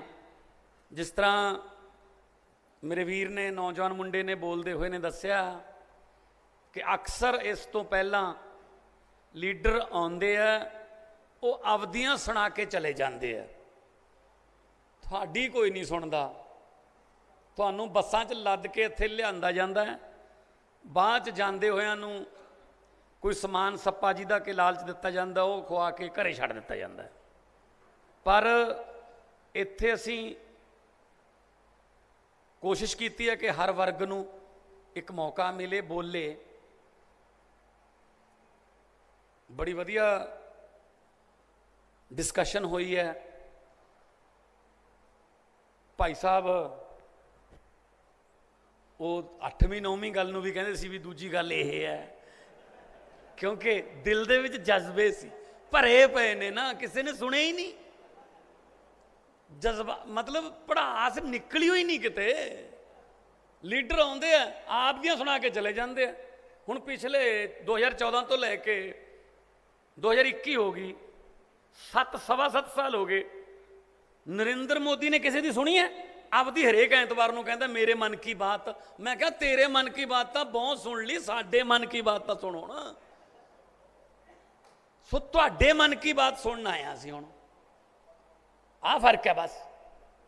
ਇਦਾਂ ਹੀ ਦਿੱਲੀ 'ਚ ਹੁੰਦਾ ਰਿਹਾ, ਪਾਰਟੀਆਂ ਮੈਨੀਫੈਸਟੋ ਬਣਾਉਂਦੀਆਂ, ਹੁਣ ਤੱਕ ਡਰਾਇੰਗ ਰੂਮ 'ਚ ਬਹਿ ਕੇ ਬਣਾਉਂਦੀਆਂ, ਔਰ ਬਣਾਉਂਦੀਆਂ ਵੀ ਵੋਟਾਂ ਤੋਂ 15 ਕੁ ਦਿਨ ਪਹਿਲਾਂ, ਔਰ ਦੂਜੀ ਪਾਰਟੀ ਨੂੰ ਦੇਖ ਲੈਂਦੇ ਆ ਉਹਨਾਂ ਨੇ ਕਿੰਨਾ ਲਿਖਿਆ ਬਈ, ਉਹਨਾਂ ਨੇ 2 ਲੱਖ ਨੌਕਰੀਆਂ ਲਿਖਿਆ, 2.5 ਲਿਖ ਦਿਓ। ਉਹਨਾਂ ਨੇ ਕੀ ਲਿਖਿਆ? ਉਹਨਾਂ ਨੇ ਸਰ 4 ਰੁਪਏ ਕਿਲੋ ਆਟਾ ਲਿਖਤਾ, 3 ਕਰ ਦਿਓ। ਕਿਹੜਾ ਦੇਣਾ ਹੈ? ਕੇਜਰੀਵਾਲ ਕੀ ਕਹਿ ਗਿਆ ਬਈ ਚੰਡੀਗੜ੍ਹ, ਕਹਿੰਦਾ 300 ਯੂਨਿਟ। ਆਪਣਾ ਸੁੱਖਾ ਕਹਿੰਦਾ 400 ਕਰ ਦਿਓ। ਕਿਹੜਾ ਦੇਣੀ ਹੈ? ਕੇਜਰੀਵਾਲ ਉਹ ਕਹਿੰਦਾ ਜੋ ਉਹਨੇ ਕਰਨਾ ਹੈ ਤੇ ਉਹ ਕਰ ਸਕਦਾ ਹੈ। ਦਿੱਲੀ ਦੇ ਵਿੱਚ ਵੀ ਮੁਹੱਲਿਆਂ 'ਚ ਜਾ ਜਾ ਕੇ ਲੋਕਾਂ ਨਾਲ ਗੱਲ ਕਰ ਕਰਕੇ ਮੈਨੀਫੈਸਟੋ ਬਣਿਆ ਸੀ ਵੀ ਹਾਂ ਵੀ ਕੀ ਚਾਹੀਦਾ, ਤੁਸੀਂ ਆਪਣੀ ਸਰਕਾਰ ਤੋਂ ਕੀ ਚਾਹੁੰਦੇ ਹੋ। ਇਹ ਤਾਂ ਹੋ ਗਈ ਨਾ ਗੱਲ ਡੈਮੋਕ੍ਰੇਸੀ ਵਾਲੀ। ਹੁਣ ਡਰਾਇੰਗ ਰੂਮਾਂ 'ਚ ਚੰਡੀਗੜ੍ਹ ਦਿੱਲੀ ਬਹਿ ਕੇ ਬਣਾਓਗੇ ਤੇ ਫਿਰ ਲੋਕਾਂ 'ਚ ਆਓਗੇ ਤਾਂ ਕੀ ਬਣੂਗਾ। ਹੁਣ ਕੈਪਟਨ ਅਮਰਿੰਦਰ ਸਿੰਘ ਕੱਲ ਦੇਖਿਆ ਹੋਣਾ, ਮੈਨੀਫੈਸਟੋ ਚੱਕੀ ਫਿਰਦਾ ਸੀ, ਕਹਿੰਦਾ ਮੈਂ 92% ਵਾਅਦੇ ਪੂਰੇ ਕਰਤੇ। ਫਿਰ ਭਾਈ ਇੱਥੇ ਇਕੱਲੇ ਹੀ ਕਿਉਂ ਬੈਠਾ ਅੱਜ? ਫਿਰ ਕੱਲ ਇਕੱਲੇ ਹੀ ਬੈਠਾ ਸੀ ਨਾ। ਕਿਹੜੇ ਵਾਅਦੇ ਪੂਰੇ ਕਰਤੇ ਦੱਸੋ? ਘਰ ਘਰ ਨੌਕਰੀ ਦਾ ਵਾਅਦਾ ਸੀ, ਕਿੱਥੇ ਹੈ? ਸਾਰੇ ਕਰਜ਼ੇ ਮਾਫ ਕਰਨ ਦਾ ਵਾਅਦਾ ਸੀ, ਕਿੱਥੇ ਹੈ? ਸਮਾਰਟਫੋਨ ਕਿੱਥੇ ਨੇ? 2500 ਰੁਪਏ ਬੁਢਾਪਾ ਪੈਨਸ਼ਨ ਕਿੱਥੇ ਹੈ? 51,000 ਰੁਪਇਆ ਸ਼ਗਨ ਸਕੀਮ ਕਿੱਥੇ ਹੈ? 4.5 ਸਾਲ ਤੱਕ ਘਰੋਂ ਨਿਕਲੇ ਹੀ ਨਹੀਂ। ਤੇ ਹੁਣ ਚੰਨੀ ਸਾਹਿਬ ਆ ਗਏ। ਆਏ ਤਾਂ ਉਹ ਇਸ ਕਰਕੇ ਆ ਵੀ ਬਿਜਲੀ ਦੇ ਸਮਝੌਤੇ ਰੱਦ ਕਰਾਂਗੇ, ਬਰਗਾੜੀ ਦਾ ਇਨਸਾਫ ਹੋਊਗਾ, ਮਾਫੀਆ ਰਾਜ ਖਤਮ ਹੋਊਗਾ। ਆਏ ਤਾਂ ਇਹ ਕਹਿ ਕੇ ਸੀ। 1 ਮਹੀਨਾ 5 ਦਿਨ ਹੋ ਗਏ, ਕਰਦੇ ਕੀ ਫਿਰਦੇ ਆ? ਕੋਈ ਰਾਹ 'ਚ ਜਾਂਦੀ ਡੋਲੀ ਵਾਲੀ ਕਾਰ ਰੋਕ ਲਈ, 100 ਰੁਪਇਆ ਸ਼ਗਨ ਦੇਤਾ। ਕਿਸੇ ਗਿਆਨੀ ਦੇ ਢਾਬੇ ਤੇ ਚਾਹ ਪੀ ਲਈ, ਕਿਤੇ ਤਾਰ ਢਿੱਲੀ ਲੱਗੀ ਪਲਾਸ ਨਾ ਉਹ ਕਸਤੀ। ਇਹ ਮੁੱਖ ਮੰਤਰੀ ਦਾ ਕੰਮ ਹੁੰਦਾ ਯਾਰ। ਬਈ ਸਕੀਮਾਂ ਬਣਾ ਤੇ ਲੋਕਾਂ ਨੂੰ ਕੋਈ ਰਾਹਤ ਦੇ। ਨਹੀਂ ਜੀ, ਕਹਿੰਦੇ ਆਹੀ ਹੈ ਸਾਡੇ ਕੋਲ, ਤਾਂ ਫਿਰ ਹੋਰ ਤਾਂ ਕੁਝ ਹੈ ਨਹੀਂ। ਸੋ ਵੀਰੋ, ਆ ਮੇਰਾ ਪਿੰਡ ਹੈ ਨਾਲ, ਇੱਕੋ ਪੱਤਣ ਦਾ ਪਾਣੀ ਪੀਂਦੇ ਹਾਂ ਆਪਾਂ। ਜੋ ਹਾਲ ਮੇਰੇ ਪਿੰਡ ਹੈ ਖੇਤੀ ਦਾ, ਉਹ ਤੁਹਾਡੇ ਪਿੰਡ ਹੈ। ਅੱਜ ਤੋਂ 25-30 ਸਾਲ ਪਹਿਲਾਂ ਮੇਰੇ ਪਿੰਡ, ਇਹ ਹਾਲਤ ਤੁਹਾਡੇ ਪਿੰਡ ਵੀ ਇਹੀ ਹੋਊਗੀ। ਅੱਜ ਤੋਂ 25-30 ਸਾਲ ਪਹਿਲਾਂ ਮੇਰੇ ਪਿੰਡ ਮੁੱਖ ਮੰਤਰੀ ਸਾਹਿਬ ਜਿਹੜੇ 4 ਟਰੈਕਟਰ ਇੰਟਰਨੈਸ਼ਨਲ ਮਹਿੰਦਰਾ ਤੇ ਸਵਰਾਜ 855 ਟਰੈਕਟਰਾਂ ਵਾਲੇ ਕਹਿੰਦੇ ਕਹਾਉਂਦੇ ਜ਼ਿਮੀਂਦਾਰ ਹੁੰਦੇ ਸੀ, ਅੱਜ ਉਹਨਾਂ ਚੋਂ 2-3 ਸਬਜ਼ੀ ਵੇਚ ਕੇ ਗੁਜ਼ਾਰਾ ਕਰਦੇ ਆ, 2-3 ਦਿਹਾੜੀਆਂ ਤੇ ਜਾਣ ਲੱਗੇ, 2-3 ਜਾ ਕੇ ਚੀਮੇ ਖੜ ਜਾਂਦੇ ਆ ਲੇਬਰ ਚੌਂਕ 'ਚ, ਸਾਨੂੰ ਕੋਈ ਦਿਹਾੜੀ ਤੇ ਲੈ ਜਾਓ। ਕਿੱਧਰ ਗਿਆ ਜ਼ਿਮੀਂਦਾਰ ਯਾਰ? ਖਤਮ ਕਰਕੇ ਰੱਖਤੇ। ਤੁਸੀਂ ਦੱਸ ਦਿਓ, ਤੁਹਾਡੇ ਪਿੰਡ ਕੋਈ ਜ਼ਿਮੀਂਦਾਰ ਖੇਤੀ ਕਰਕੇ ਉਹਦਾ ਘਰ ਵੱਡਾ ਹੋਇਆ? ਦੱਸੋ। ਉਹ ਮੁੰਡਾ ਬਿਲਕੁਲ ਸਹੀ ਕਹਿ ਰਿਹਾ ਸੀ। ਸਾਡਾ ਤਾਂ ਹੁਣ ਕੰਮ ਇਹੀ ਰਹਿ ਗਿਆ, +2 ਕਰ ਲੈ ਪੁੱਤ, 6 ਬੈਂਡ 7 ਬੈਂਡ, ਭੱਜ ਜਾ ਇਸ ਮੁਲਕ ਚੋਂ। ਇਹ ਮੁਲਕ ਰਹਿਣ ਦੇ ਕਾਬਿਲ ਨਹੀਂ ਰਿਹਾ ਪੁੱਤ। ਹੱਦ ਹੈ। ਭਗਤ ਸਿੰਘ ਹੋਰਾਂ ਦੀ ਆਤਮਾ ਤੜਫਦੀ ਹੋਊਗੀ ਯਾਰ। ਬਾਬੇ ਨਾਨਕ ਦੀ ਧਰਤੀ, ਸ਼੍ਰੀ ਗੁਰੂ ਗੋਬਿੰਦ ਸਿੰਘ ਹੋਰਾਂ ਦੀ ਚਰਨ ਛੋਹ ਪ੍ਰਾਪਤ ਧਰਤੀ ਜਿੱਥੇ ਆਪਾਂ ਬੈਠੇ ਹਾਂ, ਅੱਜ ਇਹਨਾਂ ਨੇ ਨਰਕ ਬਣਾ ਕੇ ਰੱਖਤੀ। ਅੱਜ ਉਹਨੂੰ ਆਪਾਂ ਛੱਡ ਕੇ ਭੱਜ ਰਹੇ ਹਾਂ। ਧਰਤੀ ਦਾ ਕੋਈ ਕਸੂਰ ਨਹੀਂ, ਲੋਕਾਂ ਦਾ ਕੋਈ ਕਸੂਰ ਨਹੀਂ। ਲੋਕ ਬਹੁਤ ਮਿਹਨਤੀ ਨੇ, ਧਰਤੀ ਬਹੁਤ ਉਪਜਾਊ ਹੈ। ਜੋ ਮਰਜ਼ੀ ਬੀਜ ਲਓ, ਮੂੰਗਫਲੀ ਬੀਜ ਲਓ, ਸੂਰਜਮੁਖੀ, ਬਾਜਰਾ, ਜੋ ਮਰਜ਼ੀ ਫਸਲ ਬੀਜ ਲਓ, ਉੱਗ ਪੂਗੀ। MSP ਹੈ ਨਹੀਂ, ਵੇਚਾਂਗੇ ਕਿੱਥੇ? ਅਜੀਰੀ ਨੇ ਖਾ ਲਏ ਝੋਨੇ ਨੇ, 500-600 ਫੁੱਟ ਤੇ ਪਾਣੀ ਚਲਾ ਗਿਆ, ਕਿੱਥੋਂ ਬੋਰ ਲਾਓਗੇ? ਇਦੋਂ ਥੱਲੇ ਵਾਲਾ ਪਾਣੀ ਵੈਸੇ ਨਹੀਂ ਕੰਮ ਦਾ ਰਿਹਾ। ਲੋਕਾਂ ਦਾ ਕੋਈ ਕਸੂਰ ਨਹੀਂ, ਇਹ ਸਰਕਾਰਾਂ ਦੀਆਂ ਨੀਤੀਆਂ ਦਾ। ਹੁਣ ਉਹ ਮੁੱਕਰ ਗਏ, FCI ਮੁੱਕਰ ਗਈ। ਅਸੀਂ ਨਹੀਂ ਝੋਨਾ ਖਰੀਦਣਾ, ਜਦੋਂ ਸਾਨੂੰ ਲੋੜ ਸੀ ਉਦੋਂ ਅਸੀਂ ਤੁਹਾਡੇ ਤੋਂ ਭਜਵਾ ਲਿਆ ਹਰੀ ਕ੍ਰਾਂਤੀ ਨਾਲ, ਤੁਹਾਡੇ ਤੋਂ ਕੰਮ ਲੈ ਲਿਆ। ਹੁਣ ਸਾਡੀਆਂ ਉੜੀਸਾ ਦੀਆਂ ਜ਼ਮੀਨਾਂ ਚੱਲ ਪਈਆਂ, ਛੱਤੀਸਗੜ੍ਹ ਦੀਆਂ ਜ਼ਮੀਨਾਂ ਚੱਲ ਪਈਆਂ, ਆਂਧਰਾ ਪ੍ਰਦੇਸ਼ ਦੀਆਂ ਜ਼ਮੀਨਾਂ ਚੱਲ ਪਈਆਂ, ਸਾਨੂੰ ਚੌਲ ਉਧਰੋਂ ਮਿਲਣ ਲੱਗ ਗਿਆ। ਧੰਨਵਾਦ। ਮੌਲੇ ਬਲਦ ਵਾਂਗੂ ਕੰਮ ਲੈ ਕੇ ਪੰਜਾਬ ਨੂੰ ਛੱਡਣ ਲੱਗੇ ਨੇ। ਕਿੱਥੇ ਜਾਵਾਂਗੇ ਹੁਣ? ਕਿੱਥੇ ਜਾਵਾਂਗੇ? ਕਿਡਨੀਆਂ ਵੇਚ ਕੇ ਧੀਆਂ ਦੇ ਵਿਆਹ ਕਰ ਰਿਹਾ ਕਿਸਾਨ। ਪਾਰਲੀਮੈਂਟ 'ਚ ਬੋਲਿਆ ਸੀ ਮੈਂ। ਗੁਰਦੇ ਵੇਚ ਕੇ, ਚੋਰੀਆਂ ਘਰ ਵਾਲੀ ਤੋਂ ਗੁਰਦੇ ਵੇਚ ਕੇ ਧੀਆਂ ਦੇ ਵਿਆਹ ਕਰਨੇ ਪੈ ਰਹੇ ਨੇ। ਕਈ ਵਾਰੀ ਤਾਂ ਡੋਲੀ ਵਾਲੇ ਦਿਨ ਵੀ ਫਾਹੇ ਲੱਗੇ ਨੇ। ਦੱਸੋ ਕੀ ਕਰੋਗੇ? ਕਿੱਥੇ ਜਾਓਗੇ? ਉਹ ਗੀਤਾਂ 'ਚ ਸਾਨੂੰ ਬੜਾ ਵੱਡੇ ਬਣਾਉਣ ਦਿਓ, ਜੱਟ ਐਂ ਕਰ ਦਿਓ, ਜੱਟ ਨੇ ਆ, ਜੱਟ ਦੀ ਰੀਸ ਕੋਈ ਨਹੀਂ ਆ, ਜੱਟ ਕਿੱਥੇ ਬਾਬਿਓ? ਆਓ ਅਸਲੀ ਪਿੰਡਾਂ ਜਾ ਕੇ ਦੇਖੋ ਯਾਰ, ਕਿੱਥੇ? ਜਿਹੜੀਆਂ ਜੀਪਾਂ ਤੁਸੀਂ ਗੀਤਾਂ 'ਚ ਦਿਖਾਉਂਦੇ ਹੋ, ਮੈਂ ਮੇਰੇ ਸਿੰਗਰ ਭਰਾਵਾਂ ਨੂੰ ਬੇਨਤੀ ਕਰਦਾ ਯਾਰ, ਕਦੇ ਪਿੰਡਾਂ 'ਚ ਆ ਕੇ ਤਾਂ ਦੇਖੋ ਯਾਰ। ਹੈਗੀਆਂ ਉਹ, ਕਹਿੰਦੇ ਕਚਹਿਰੀਆਂ 'ਚ ਮੇਲੇ ਲੱਗਦੇ ਜਦੋਂ ਪੈਂਦੀ ਹੈ ਤਰੀਕ ਕਿਸੇ ਜੱਟ ਦੀ, ਜਿਨ੍ਹਾਂ ਦੇ ਕਚਹਿਰੀਆਂ 'ਚ ਕੇਸ ਚੱਲਦੇ ਨੇ, ਪੁੱਛ ਕੇ ਦੇਖੋ ਉਹਨਾਂ ਨੂੰ। ਚੁੱਲੀਆਂ 'ਚ ਘਾਹ ਉੱਗ ਪੈਂਦੀ ਹੈ ਜਿਨ੍ਹਾਂ ਦੇ ਕੇਸ ਚੱਲਦੇ ਨੇ।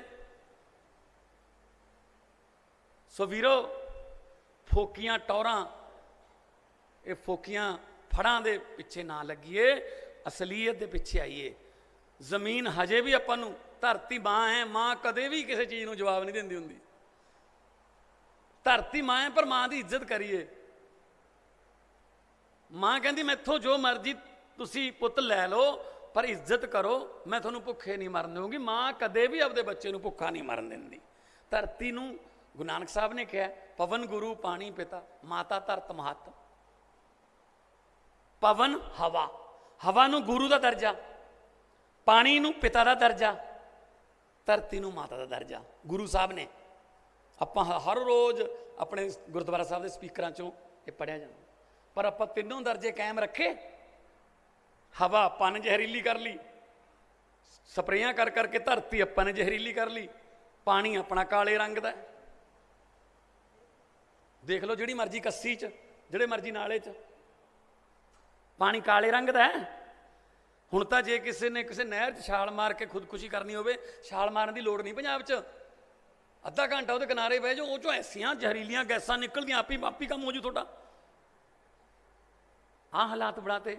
5 ਆਬ, 5 ਪਾਣੀਆਂ ਦੀ ਧਰਤੀ। ਆਉਣ ਵਾਲੀਆਂ ਪੀੜ੍ਹੀਆਂ ਵਾਸਤੇ ਪਾਣੀ ਛੱਡਣਾ ਹੈ ਭਾਈ ਜਾਂ ਨਹੀਂ? ਨਾ ਧਰਤੀ ਵਾਲਾ ਹੈ, ਨਾ ਨਹਿਰ ਵਾਲਾ ਹੈ, ਕੋਈ ਵੀ ਨਹੀਂ ਹੈਗਾ ਆਪਣੇ ਕੋਲ। ਤਾਂ ਉਹੀ ਨਾਮ ਦਾ ਹੀ ਸੂਬਾ ਰਹਿ ਗਿਆ ਫਿਰ ਆਪਣਾ। ਇਹਦੇ ਵਾਸਤੇ ਐਗਰੀਕਲਚਰ ਪਾਲਿਸੀਜ਼ ਬਣਾਉਣੀਆਂ ਪੈਣਗੀਆਂ, ਇਹਦੇ ਵਾਸਤੇ ਸਿਰ ਜੋੜਨੇ ਪੈਣਗੇ। ਸਰਕਾਰਾਂ ਨੂੰ ਤੇ ਲੋਕਾਂ ਨੂੰ ਆਪਸ 'ਚ ਸਿਰ ਜੋੜਨੇ ਪੈਣਗੇ, ਜਿਵੇਂ ਆਪਾਂ ਅੱਜ ਆਏ ਹਾਂ। ਮੈਨੂੰ ਪਤਾ ਗਰਦੌਰੀਆਂ ਦਾ ਜਿਹੜੀਆਂ ਹੁੰਦੀਆਂ ਨੇ, ਮੈਨੂੰ ਪਤਾ, ਮੈਂ ਖੁਦ ਸਪਰੇਆਂ ਕਰਦਾ ਰਿਹਾ ਨਰਮੇ 'ਚ, ਮੈਨੂੰ ਪਤਾ। ਹੁਣ ਤਾਂ BT ਕਾਟਨ ਆ ਗਿਆ, ਉਦੋਂ ਹੋਰ ਵੀ ਹੁੰਦੇ ਸੀ, ਸਪਰੇਆਂ ਬਹੁਤ ਜ਼ਿਆਦਾ ਹੁੰਦੀਆਂ ਸੀ। ਹਰੇਕ ਸਪਰੇਅ ਦੀ ਢੋਲੀ ਤੋਂ ਬਾਅਦ 2 ਨਿੰਬੂਆਂ ਵਾਲਾ ਪਾਣੀ ਪੀਣਾ ਪੈਂਦਾ ਵੀ ਕਿਤੇ ਚੜ੍ਹ ਨਾ ਜਾਵੇ। ਫਿਰ ਵੀ ਆਥਣ ਨੂੰ ਪਤਾ ਨਹੀਂ ਬੇਹੋਸ਼ ਹੋ ਜਾਓ, ਕੀ ਹੋਊਗਾ? ਫਲਾਣੇ ਡਾਕਟਰ ਦੇ ਲੈ ਜਾਓ। ਵੱਧ ਤੋਂ ਵੱਧ ਕੀ ਹੋਊ ਭਾਈ? ਉਹਨਾਂ ਦੇ ਮੁੰਡੇ ਨੂੰ ਸਪਰੇਅ ਚੜ੍ਹ ਗਈ, ਚਲੋ ਭਾਈ ਪੱਲੀਆਂ ਵਿਛਾ ਲਓ ਘਰੇ, ਮੰਜੇ ਚੱਕ ਦਿਓ, ਕਿਸਮਤ ਹੈ ਭਾਈ, ਚੱਲ ਵਿਚਾਰਾ ਜਿੰਨਾ ਕਰ ਗਿਆ ਭੋਗ ਗਿਆ। ਲੈ, ਪੈਰਾਂ 'ਚ ਵਿਆਈਆਂ ਹੋ ਗਈਆਂ CM ਸਾਹਿਬ, ਪੈਰਾਂ 'ਚ ਵਿਆਈਆਂ ਹੋ ਗਈਆਂ ਜਦੋਂ ਪਦਾਨ ਪਾਉਂਦੇ ਆ ਨਾ, ਜਿਹੜੀ ਉਹ ਜੀਰੀ 'ਚ ਪਾਉਂਦੇ ਆ ਸਰ, ਉਹ ਵਿਆਈਆਂ ਰਾਹੀਂ ਤੁਹਾਡੇ ਬਲੱਡ 'ਚ ਚੜ੍ਹਦੀ ਹੈ। ਸਾਡਾ ਖੂਨ ਜ਼ਹਿਰੀਲਾ ਹੋ ਗਿਆ। ਹੋਰ ਦੇਖੋ, ਚਿੱਟੇ ਦੀ ਗੱਲ ਕਰਦੇ ਹੋ, ਮੇਰੇ ਕੋਲੇ ਸੰਗਰੂਰ ਇੱਕ ਕੇਸ ਆਇਆ ਖੰਨੇ ਤੋਂ, ਕਹਿੰਦੇ ਜੀ 2 ਸਾਲ ਦਾ ਬੱਚਾ ਸਮੈਕੀਆ। ਮੇਰਾ ਮੱਥਾ ਠਣਕਿਆ, ਮੈਂ ਹੈਰਾਨ, 2 ਸਾਲ ਦਾ ਬੱਚਾ ਕਿਵੇਂ ਸਮੈਕੀਆ ਹੋ ਸਕਦਾ? ਵੀ ਕਹਿੰਦੇ ਵੀ ਮਾਂ ਦਾ ਦੁੱਧ ਪੀਂਦਾ, ਸੌਂ ਜਾਂਦਾ, ਸੁੱਤਾ ਰਹਿੰਦਾ 10 ਘੰਟੇ 12 ਘੰਟੇ, ਉੱਠਦਾ ਫਿਰ ਲੱਤਾਂ ਮਾਰਦਾ, ਫਿਰ ਮਾਂ ਦਾ ਦੁੱਧ ਪੀਂਦਾ, ਸੌਂ ਜਾਂਦਾ, ਫਿਰ ਸੁੱਤਾ ਰਹਿੰਦਾ। ਜਦੋਂ ਡਾਕਟਰਾਂ ਕੋਲੇ ਗਏ, ਡਾਕਟਰਾਂ ਨੇ ਬਲੱਡ ਚੈੱਕ ਕੀਤਾ ਉਹਦਾ ਬੱਚੇ ਦਾ, ਤਾਂ ਬਲੱਡ ਦੇ ਵਿੱਚ ਸਮੈਕ ਸੀ। ਕਾਰਨ? ਮੈਂ ਡਾਕਟਰਾਂ ਨੂੰ ਪੁੱਛਿਆ, ਉਹ ਕਹਿੰਦੇ ਜੀ ਅਸਲ 'ਚ ਇਹਦੀ ਮਾਂ ਸਮੈਕ ਪੀਂਦੀ ਸੀ, ਦੁੱਧ ਦੇ ਵਿੱਚੋਂ ਬੱਚੇ ਨੂੰ ਨਸ਼ਾ ਮਿਲਦਾ ਸੀ। ਸਭ ਤੋਂ ਪਵਿੱਤਰ ਚੀਜ਼ ਮੰਨੀ ਗਈ ਯਾਰ ਧਰਤੀ ਤੇ, ਮਾਂ ਦਾ ਦੁੱਧ, ਉਹ ਵੀ ਜ਼ਹਿਰੀਲਾ ਬਣਾਤਾ ਯਾਰ। ਫਿਰ ਵੀ ਬੰਦੇ ਖੁੱਲੇ ਫਿਰਦੇ ਨੇ ਯਾਰ, ਫਿਰ ਵੀ ਆਪਾਂ ਉਹਨਾਂ ਦੇ ਮਗਰ ਬੋਲੇ ਸੋ ਚੱਕ ਦਿਆਂਗੇ। ਕਮਾਲ ਹੈ ਯਾਰ, ਹੱਦ ਹੈ। ਮਤਲਬ ਸਾਡੀ ਨਸਲ ਕੁਸ਼ੀ ਕਰਤੀ ਉਹਨਾਂ ਨੇ ਯਾਰ। ਜੈਨੇਸਾਈਡ ਦੇ ਕੇਸ ਚੱਲਣੇ ਚਾਹੀਦੇ ਉਹਨਾਂ ਤੇ ਯਾਰ, ਤੇ ਫਿਰ ਵੀ ਉਹ ਹਜੇ ਫਿਰਦੇ ਨੇ। ਉਹ ਬੜੀਆਂ ਬੜੀਆਂ ਜੀਪਾਂ ਰਾਹੀਂ ਸਿਕਿਉਰਟੀਆਂ, ਉਹਨਾਂ ਦੇ ਘਰਾਂ ਮੂਹਰੇ ਤੰਬੂ ਲਾ ਕੇ ਬੈਠੇ ਉਹਨਾਂ ਦੀ ਰਾਖੀ ਕਰਦੇ ਆ। ਕੌਣ ਬੰਦੇ ਨੇ ਉਹ? ਬਲੱਡ ਕੀ ਕਹਿੰਦਾ ਉਹਨਾਂ ਦਾ? DNA ਕੀ ਕਹਿੰਦਾ? ਜਲਿਆਂਵਾਲੇ ਬਾਗ ਦੇ ਵਿੱਚ, ਤੁਸੀਂ ਸੁਣਿਆ ਹੋਣਾ, ਮੈਂ ਪਾਰਲੀਮੈਂਟ 'ਚ ਬੋਲਿਆ ਸੀ ਇਹ, ਜਲਿਆਂਵਾਲੇ ਬਾਗ ਦੇ ਵਿੱਚ ਜਿਸ ਦਿਨ ਜਨਰਲ ਡਾਇਰ ਨੇ ਨਰਸੰਹਾਰ ਕੀਤਾ, 1000 ਤੋਂ ਵੱਧ ਪੰਜਾਬੀਆਂ ਨੂੰ ਸ਼ਹੀਦ ਕੀਤਾ, 5000 ਤੋਂ ਵੱਧ ਨੂੰ ਜ਼ਖਮੀ ਕੀਤਾ, ਤੇ ਉਹਦੇ ਫਿਰ ਰੋਟੀ ਕਿੱਥੇ ਖਾਧੀ ਸੀ ਸ਼ਾਮ ਨੂੰ ਜਾ ਕੇ? ਮਜੀਠੀਏ ਕੇ ਘਰੇ। ਮੈਂ ਕਿਹਾ ਜੀ ਖੰਡਨ ਕਰ ਦੋ। ਉੱਥੇ ਆਈ ਸੀ ਨਾ ਮੂਹਰੇ, ਉਹ ਤੁਰੀ ਆਉਂਦੀ ਸੀ ਉੱਧਰੋਂ, ਪੁੱਛਿਆ ਸੀ ਹਰਸਿਮਰਤ ਨੂੰ, ਮੈਂ ਕਿਹਾ ਤੂੰ ਖੰਡਨ ਕਰ ਦੇ ਕਿ ਹਾਊਸ 'ਚ ਮੈਂ ਝੂਠ ਬੋਲ ਰਿਹਾ। ਉਹਨਾਂ ਨੂੰ ਤਾਂ ਡਿਨਰ ਕਰਾਉਂਦੇ ਰਹੇ ਆ ਬਾਬਿਓ। ਆਪਾਂ ਕੀ ਉਮੀਦ ਕਰਾਂਗੇ ਕਿ ਪੰਜਾਬ ਵਾਸਤੇ ਕੋਈ ਵਫਾਦਾਰੀ ਕਰ ਲੈਣਗੇ? ਸੋ ਪੰਜਾਬ ਨੂੰ ਪੰਜਾਬ ਬਣਾਉਣਾ, ਨਾ ਕੈਲੀਫੋਰਨੀਆ, ਨਾ ਪੈਰਿਸ, ਨਾ ਲੰਡਨ। ਬਈ ਸਾਡਾ ਤਾਂ, ਸਾਨੂੰ ਪੰਜਾਬ ਮੋੜ ਦਿਓ ਬਸ। ਅਸੀਂ ਤਾਂ ਆਪਦੇ ਪੰਜਾਬ ਨੂੰ ਪੰਜਾਬ ਬਣਾਉਣਾ, ਮਾਨਸਾ ਨੂੰ ਮਾਨਸਾ ਬਣਾਉਣਾ, ਬਠਿੰਡਾ ਨੂੰ ਬਠਿੰਡਾ ਬਣਾਉਣਾ। ਆ ਬਠਿੰਡੇ ਨੂੰ ਵੀ ਕਹਿੰਦੇ ਸੀ, ਕਹਿੰਦੇ ਪੈਰਿਸ ਬਣਾਵਾਂਗੇ, ਬਣਾਤਾ। ਉਹ ਚੁੰਨੀਆਂ ਬਟਾਉਣ 'ਚ ਵੀ ਧੋਖਾ ਕਰ ਗਈ। ਮੈਂ ਇੱਕ ਪਿੰਡ ਆਇਆ ਸੀ ਮਾਖੇ, ਮੈਂ ਕਿਹਾ ਚੁੰਨੀਆਂ ਬਟਾਉਣ ਵਾਲੀ ਮਿਲੀ ਕਦੇ ਦੁਬਾਰਾ? ਉਹ ਮਾਵਾਂ ਕਹਿੰਦੀਆਂ ਪੁੱਤ ਉਹ 'ਚ ਵੀ ਧੋਖਾ ਕਰ ਗਈ। ਮੈਂ ਕਿਵੇਂ? ਕਹਿੰਦੇ ਸਾਨੂੰ ਕਹਿੰਦੇ ਚੁੰਨੀਆਂ ਬਟਾਊ, ਅਸੀਂ ਕਹਿੰਦੀ ਮਹਿੰਗੀਆਂ ਲਿਆਈਆਂ। ਉਹ ਕਹਿੰਦੀ ਡਿੱਗੀ 'ਚ ਰੱਖੀ ਫਿਰਦੀ ਸੀ, ਕਹਿੰਦੀ 30 40 ਰੁਪਈਆਂ ਵਾਲੀਆਂ, ਕਹਿੰਦੀ ਉਹ ਸਾਨੂੰ ਦੇਗੀ, ਸਾਥੋਂ ਮਹਿੰਗੀਆਂ ਲੈ ਗਈ। ਕੋਈ ਜਗ੍ਹਾ ਤਾਂ ਛੱਡ ਦਿਓ ਯਾਰ, ਲੁੱਟਣ ਕਨੀਓ। ਸੋ ਉਹਨਾਂ ਦੇ ਬਲੱਡ 'ਚ ਹੈ ਜੀ ਇਹ, ਉਹ ਨਹੀਂ ਛੱਡ ਸਕਦੇ। ਸੋ ਆਓ ਆਪਾਂ ਤਹਾਈਆ ਕਰੀਏ ਕਿ ਯਾਰ ਆਪਾਂ ਬਦਲ ਦਿਆਂਗੇ ਐਤਕੀ।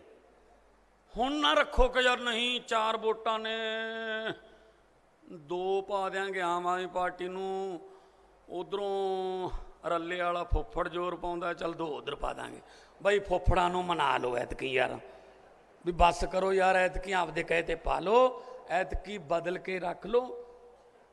5 ਸਾਲ ਵਾਸਤੇ ਦੇਖੋ ਦਿੱਲੀ ਦੇ ਵਿੱਚ 49 ਦਿਨ ਦੀ ਸਰਕਾਰ ਆਈ, 49 ਦਿਨ ਦੀ ਸਰਕਾਰ ਨੇ ਟ੍ਰੇਲਰ ਦਿਖਾਤਾ ਕਿ ਫਿਲਮ ਇੰਨੀ ਵਧੀਆ ਹੋਊਗੀ। ਉਹ ਤੋਂ ਬਾਅਦ 5 ਸਾਲ ਦੀ ਆਈ ਤਾਂ ਫਿਲਮ ਦਿੱਲੀ ਵਾਲਿਆਂ ਨੂੰ ਬਹੁਤ ਵਧੀਆ ਲੱਗੀ, ਉਹ ਕਹਿੰਦੇ ਇਹੀ ਫਿਲਮ ਦੁਬਾਰੇ ਲੱਗੂਗੀ। ਫਿਰ 5 ਸਾਲ ਦੀ ਆ ਗਈ ਤੇ ਲੈ ਸ਼ਰਤ ਲਾ ਲਿਓ ਸ਼ੋਲੇ ਵਾਂਗੂ ਇਹ ਫਿਲਮ 40-50 ਸਾਲ ਲੈਂਦੀ ਨਹੀਂ। ਦੇਖੇ ਤੁਸੀਂ, ਇਹ ਨਹੀਂ ਲੈਂਦੀ ਫਿਲਮ। ਇਦਾਂ ਹੀ ਤੁਸੀਂ ਕਹਿਣਾ ਸਾਡੇ ਵਾਲੀ ਫਿਲਮ ਲਾਓ ਤਾਂ ਸਹੀ, ਤੁਸੀਂ ਇੱਕ ਵਾਰੀ ਸਾਨੂੰ ਮੌਕਾ ਤਾਂ ਦਿਓ, ਉਦੋਂ ਬਾਅਦ ਤੁਸੀਂ ਕਹੋਗੇ ਯਾਰ ਫਿਲਮ ਇਹੀ ਚੱਲੂ ਦੁਬਾਰੇ। ਹੁਣ ਆਪਾਂ ਉਹਨਾਂ ਮੰਗਰੀ ਫਿਰਦੇ ਆ 5 ਸਾਲ।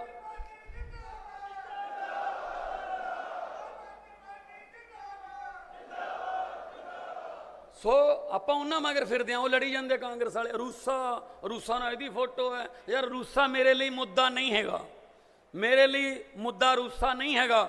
ਮੇਰੇ ਲਈ ਪੰਜਾਬ ਦਾ ਮੁੱਦਾ ਉਹ ਮੁੰਡੇ ਨੇ ਜਿਹੜੇ ਟੈਂਕੀਆਂ ਤੇ ਚੜੇ ਬੈਠੇ ਨੇ, ਮੇਰੇ ਲਈ ਮੁੱਦਾ ਉਹ ਨੇ ਜਿਹੜੇ ਮੰਤਰੀਆਂ ਦੇ ਘਰਾਂ ਮੂਹਰੇ ਟੈਂਟ ਲਾਈ ਬੈਠੇ ਨੇ, ਮੇਰੇ ਲਈ ਮੁੱਦਾ ਉਹ ਨੇ ਜਿਹੜੇ ਉਹ ਟੀਕਰੀ ਸਿੰਘੂ ਬਾਰਡਰਾਂ ਤੇ ਬੈਠੇ ਨੇ, 700 ਸ਼ਹੀਦ ਵੀ ਹੋ ਗਿਆ।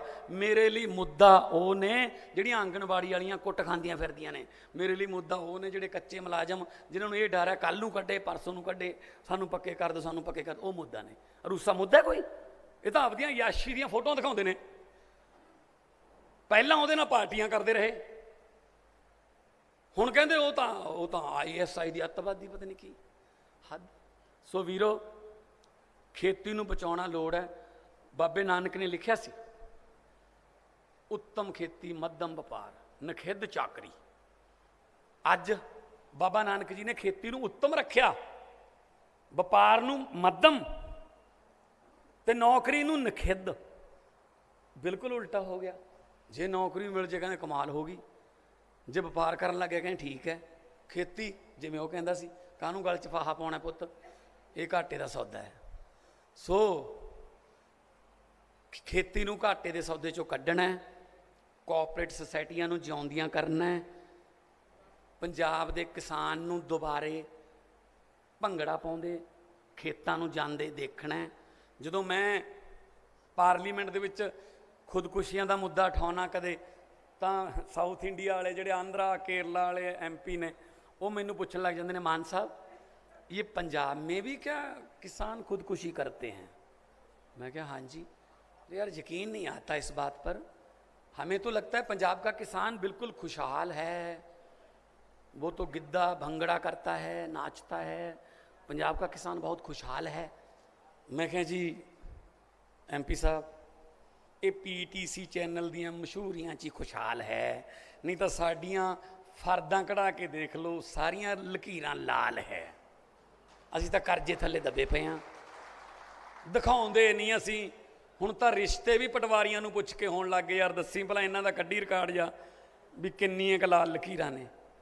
ਸੋ ਆਪਦੇ ਆਪ ਨੂੰ ਬਚਾਉਂਦੇ ਫਿਰਦੇ ਹਾਂ ਕਿ ਯਾਰ ਕਿਸੇ ਨੂੰ ਪਤਾ ਨਾ ਲੱਗੇ ਨਾ, ਚੋਰੀਓਂ ਦਿਹਾੜੀ ਜਾਂਦੇ ਆ ਕੋਈ ਨਾ। ਸੋ ਕਿਰਪਾ ਕਰਕੇ CM ਸਾਹਿਬ, ਪੰਜਾਬ ਦੇ ਕਿਸਾਨ ਦੀ ਅਣਖ ਇੱਜ਼ਤ ਉਹਨੂੰ ਵਾਪਸ ਦਿਵਾਉਣੀ ਹੈ। ਉਹ ਕਹੀ ਲੈ ਕੇ, ਸੁਹਾਗਾ ਲੈ ਕੇ, ਜਿੰਦਰਾ ਲੈ ਕੇ, ਟਰੈਕਟਰ ਲੈ ਕੇ ਉਹ ਮਾਣ ਨਾਲ ਆਪਦੇ ਖੇਤ ਜਾਵੇ, ਨਾ ਕਿ ਮਜਬੂਰੀ 'ਚ ਜਾਵੇ ਯਾਰ ਫੇਰ ਖੇਤ ਹੀ ਜਾਣਾ ਪੈਣਾ, ਹੋਰ ਕੋਈ ਹੀਲਾ ਹੈ ਨਹੀਂ। ਮਤਲਬ ਉਹਨੂੰ ਮਜਬੂਰੀ 'ਚ ਨਾ ਇਹ ਕੰਮ ਕਰਨਾ ਪਵੇ। ਇਸ ਖੇਤੀ ਨੂੰ ਵੀ ਆਪਾਂ ਲਾਹੇਵੰਦ ਧੰਦਾ ਬਣਾਈਏ, ਪ੍ਰੋਡਕਸ਼ਨ ਕਾਸਟ ਘਟਾਈਏ, ਚੰਗੇ ਭਾਅ ਦੇਈਏ, ਔਰ ਫਸਲਾਂ ਦਾ ਜਿਹੜਾ ਜਦੋਂ ਵੇਚਦੇ ਹਾਂ ਉਹਦੀ ਜਿਹੜੀ ਕੀਮਤ ਹੈ ਉਹ ਵਧੀਆ ਮਿਲੇ, ਪਲੱਸ 2 ਦਿਨਾਂ 'ਚ 1 ਦਿਨ 'ਚ ਮਿਲ ਜੇ। ਬਸ ਉਹ ਆਪਦੇ ਘਰੇ ਜਾਵੇ ਖੁਸ਼ੀ ਖੁਸ਼ੀ, ਉਹ ਆਪਦੇ ਕਬੀਲਦਾਰੀ ਦੇ ਵਿੱਚ ਮਗਨ ਰਹੇ, ਧੀਆਂ ਪੁੱਤਾਂ ਦੇ ਵਿਆਹ ਕਰੇ, ਬੱਚੇ ਪੜ੍ਹਾਵੇ ਤੇ ਬੱਚਿਆਂ ਨੂੰ ਇੱਥੇ ਹੀ ਰੱਖੇ। ਅਸੀਂ ਜਹਾਜ਼ ਜਿਹੜੇ ਨੇ ਕੈਨੇਡਾ ਅਮਰੀਕਾ ਭਰ ਭੇਜੀ ਜਾਂਦੇ ਹਾਂ, ਬ੍ਰੇਨ ਡਰੇਨ ਹੋ ਰਿਹਾ, ਦਿਮਾਗ ਬਹੁਤ ਵਧੀਆ ਦਿਮਾਗ ਜਿਹੜੇ ਬਾਹਰ ਜਾ ਰਹੇ ਨੇ। ਪੰਜਾਬ ਐਗਰੀਕਲਚਰ ਯੂਨੀਵਰਸਿਟੀ ਨੂੰ ਵੀ ਜਿਉਂਦੀ ਕਰੀਏ, ਤੁਸੀਂ ਦੇਖੋ ਪੰਜਾਬ ਐਗਰੀਕਲਚਰ ਯੂਨੀਵਰਸਿਟੀ ਬਣਾਈ ਤਾਂ ਇਸ ਕਰਕੇ ਸੀ ਕਿ ਨਵੇਂ ਖੋਜ ਕਰਿਆ ਕਰੋ, ਨਵੇਂ ਬੀਜਾਂ ਦੀ, ਨਵੀਆਂ ਸਪਰੇਆਂ ਦੀ। ਉਹਨਾਂ ਦਾ ਆਪਦਾ ਨਰਮਾ ਮਰ ਜਾਂਦਾ ਜਿਹੜਾ ਉਹਨਾਂ ਨੇ ਬੀਜਿਆ ਹੁੰਦਾ। ਉਹ ਕਹਿੰਦੇ ਸਾਡਾ ਤਾਂ ਆਪ ਮਰ ਗਿਆ ਸੀ, ਕੀ ਕਰੀਏ। ਉਹਨਾਂ ਕੋਲ ਪੈਸੇ ਹੈ ਨਹੀਂ ਜੀ, ਬਜਟ ਹੀ ਹੈ ਨਹੀਂ ਉਹਨਾਂ ਕੋਲ ਖੋਜਾਂ ਕਰਨ ਨੂੰ। ਉਹ ਕੀ ਕਰਨ, ਉਹ ਤਨਖਾਹਾਂ ਨਹੀਂ ਦੇ ਸਕਦੇ।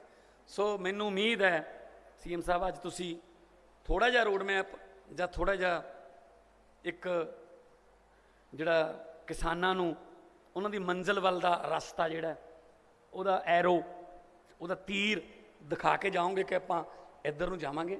ਸੋ ਆਪਾਂ ਤਾਂ ਮਿਲਦੇ ਰਹਾਂਗੇ ਅਤੇ ਮੈਂ ਚਾਹੁੰਦਾ ਕਿ ਜ਼ਿਆਦਾ ਤੋਂ ਜ਼ਿਆਦਾ ਵਕਤ ਜਿਹੜਾ ਆਪਾਂ ਸੀਐਮ ਸਾਹਿਬ ਜੋ ਇੱਥੇ ਬੋਲਣਗੇ ਉਹਨਾਂ ਦਾ ਆਪਾਂ ਸਮਾਂ ਜਿਹੜਾ ਉਹ ਇੱਥੇ ਜ਼ਿਆਦਾ ਇਸਤੇਮਾਲ ਕਰੀਏ। ਸੋ ਮੇਰੀ ਇੰਨੀ ਕੁ ਹਾਜ਼ਰੀ ਕਬੂਲ ਕਰਿਓ।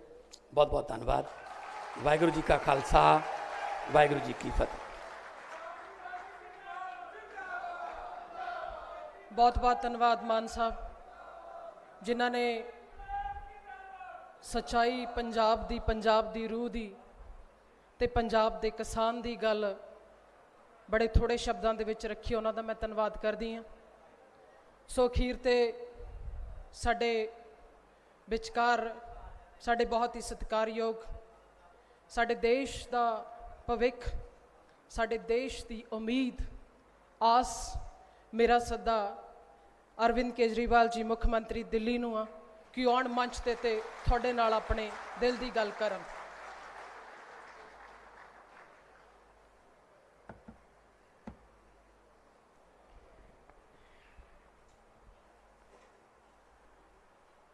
आज यहाँ पे आए हुए सभी किसान भाइयों बहनों को मेरा नमस्कार, सत श्री अकाल, वाहिगुरु जी का खालसा, वाहिगुरु जी की फतेह। आज सुबह जब मैं पंजाब पहुंचा तो बड़े दुख की खबर सुनने को मिली कि 3 महिलाएं सिंघू बॉर्डर पे, टिकरी बॉर्डर पे जो संघर्ष कर रही थी किसानों के साथ, एक ट्रक ने उन तीनों को कुचल दिया और उन तीनों की मौके के ऊपर उन तीनों की मौत हो गई। सबसे पहले मैं उन तीनों को श्रद्धांजलि अर्पित करता हूं। भगवान से प्रार्थना करता हूं कि उन तीनों की आत्मा को अपने चरणों में स्थान दे और उनके जो परिवार वाले हैं उनको इतना बड़ा दुख सहने की शक्ति दे। जो दोषी लोग हैं, जो ट्रक ड्राइवर है या जो भी लोग हैं, उनको तुरंत सरकार गिरफ्तार करके कड़ी से कड़ी सजा दे।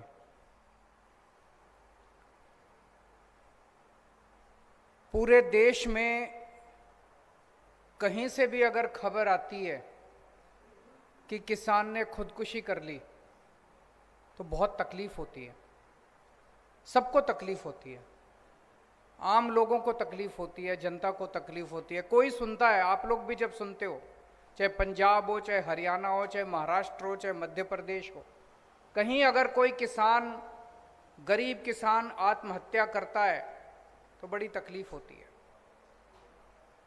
आज अगर आज़ादी के 70 साल के बाद भी हमारे देश में किसानों को खुदकुशी करनी पड़ रही है तो ये शर्म की बात है। लेकिन दुख की बात ज्यादा यह है कि तकलीफ मेरे को होती है, तकलीफ आपको होती है, इन नेताओं को तकलीफ नहीं होती, इन पार्टियों को तकलीफ नहीं होती। जितने मर्जी किसान मर जाएं, जितने मर्जी किसान खुदकुशी कर लें, 1 साल से मुझे लगता है दुनिया का सबसे बड़ा धरना चल रहा है अभी सिंघू बॉर्डर और टिकरी बॉर्डर के ऊपर। दुनिया के इतिहास का सबसे बड़ा धरना चल रहा है। 1 साल से 11 महीने से ऊपर हो गए, 11 महीने से ऊपर वहां पे बैठे हैं। 600 से ज्यादा किसान अपनी शहादत दे चुके हैं। लेकिन इन पार्टियों और इन नेताओं के इनको कोई फर्क नहीं पड़ता। आज इस मंच से मैं एक बड़ा बयान देके जा रहा हूं। हो सकता है आपको यह लगे केजरीवाल बड़ी बात कर रहा है, ऐसे नहीं हो सकता, लेकिन केजरीवाल जो कहता है वो करता है। मैं बड़ा सोच समझ के बोलता हूं।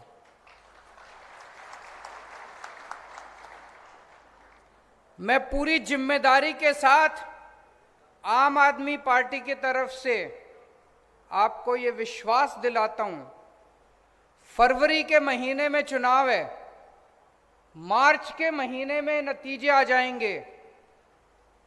1 अप्रैल के बाद से पंजाब के अंदर किसी किसान को खुदकुशी नहीं करने देंगे हम लोग। हमारी जिम्मेदारी है, उसके लिए जो करना पड़ेगा हम करेंगे। लेकिन बहुत हो गया, अब 70 साल हो गए। 70 साल के अंदर अगर हम ये, इसका मतलब इनकी नीयत खराब थी। ऐसा नहीं कि ये हो नहीं सकता, इनकी नीयत खराब थी। पहले कहते थे स्कूल ठीक नहीं हो सकते, सरकारी स्कूल, दिल्ली में करके दिखा दिया। पहले कहते थे सरकारी अस्पताल ठीक नहीं हो सकते थे, दिल्ली में करके दिखा दिया। मैंने दिल्ली में जब पहला चुनाव लड़ा, मैंने कहा मैं बिजली फ्री कर दूंगा, मेरा मजाक उड़ाते थे ये सारे पार्टी वाले। दिल्ली में करके दिखाई कि नहीं दिखाई? आज मैं आपको वादा करके जा रहा हूं, 1 अप्रैल के बाद से पंजाब के अंदर कोई किसान खुदकुशी नहीं करेगा। किसी किसान को हम खुदकुशी नहीं करने देंगे। अभी थोड़े दिन मैंने पढ़ा, मैं पंजाब की खेती के बारे में हम सब लोग मिलके पूरी प्लानिंग कर रहे हैं, बहुत बड़ी प्लानिंग है।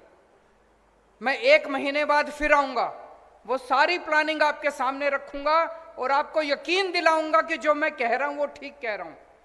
लेकिन आज मैं अचानक इसलिए आया हूं क्योंकि मैंने अखबारों में पढ़ा कि पंजाब के अंदर भी जैसे दिल्ली में बेमौसम बारिश की वजह से फसलें बर्बाद हो गई, पंजाब के अंदर भी बेमौसम बारिश की वजह से फसलें बर्बाद हो गई। पंजाब के अंदर भी गुलाबी सुंडी की वजह से फसलें बर्बाद हो गई और उसके ऊपर कोई कार्रवाई नहीं कर रही सरकार, ऐसा मैंने अखबारों में पढ़ा। इसलिए मैं उस मुद्दे के लिए आज यहां पे आया हूं। फिर अखबार में मैंने पढ़ा, चन्नी साहब नए नए मुख्यमंत्री बने हैं।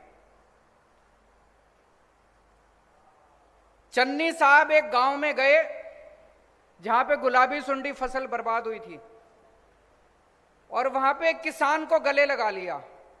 उस किसान का नाम भी है, नाम याद नहीं आ रहा मेरे को। हाँ जी, हरप्रीत। उस किसान को गले लगा लिया और बोले मैं मुआवजा दूंगा, जिन जिन किसानों की फसलें बर्बाद हुई है सबको मुआवजा मिलेगा। सारे गांव के लोग बड़े खुश हो गए, उनको लगे यार अब एक मुख्यमंत्री आया है। अभी 1 हफ्ता पहले अखबार में खबर छपी, वो बेचारा हरप्रीत कह रहा है जी गले तो लगा लिया मेरे को, सारी बसों के पीछे फोटो भी चिपका दी मेरी गले लगते हुए। बोले 1 महीना हो गया अभी तक मुआवजा नहीं मिला। जिसको गले लगाया उसको भी मुआवजा नहीं दिया, जिस गांव में गले लगाया उस गांव के लोगों को भी मुआवजा नहीं दिया। मैं चन्नी साहब को, कई लोग मेरे को आते हैं, मेरे को कहते हैं चन्नी साहब आजकल आम आदमी की नकल कर रहे हैं। मैं चन्नी साहब को कहना चाहता हूं, चन्नी साहब आम आदमी की नकल करना बड़ा आसान है, अमल करना बड़ा मुश्किल है। वादे करने बड़े आसान हैं, वादे निभाने बड़े मुश्किल हैं। हम आम आदमी पार्टी वाले जो वादे करते हैं वो वादे पूरे भी करते हैं। तो मैं चन्नी साहब से अपील, और फिर मैं पंजाब की जनता को भी कहना चाहता हूं कि भाई जब ओरिजिनल आपके सामने खड़ा है तो फिर डुप्लीकेट को वोट देने से क्या फायदा।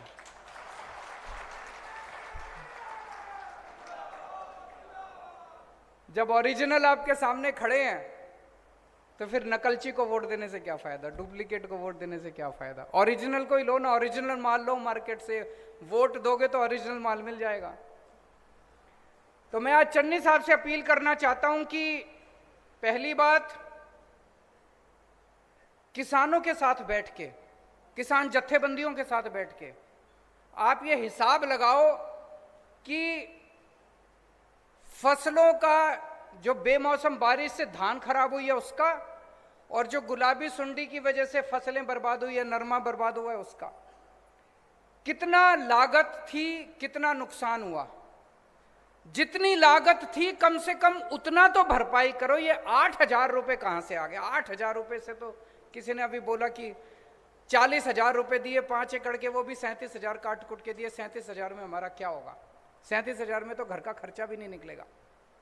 तो जितनी लागत थी कम से कम उतनी लागत तो किसानों को दो। दिल्ली में हम दे रहे हैं। दिल्ली में 2015 में मेरी सरकार बनी, फरवरी के महीने में। अप्रैल के महीने में मेरे पास किसान आए, बोले जी हमारी फसल बर्बाद हो गई। मैं किसानों के साथ उनके गांव में गया, गांव के अंदर ही मीटिंग बुलाई सारे किसानों की। वहीं पे उन्होंने मेरे को सारी कैलकुलेशन करके दी। कैलकुलेशन करके उन्होंने बताया जी 18,000 रुपये एकड़ के हिसाब से हमारा नुकसान हुआ है। वहीं पे उसी गांव के अंदर अफसरों को हमने ऑर्डर करा, 20,000 रुपये एकड़ के हिसाब से हमने ऐलान कर दिया,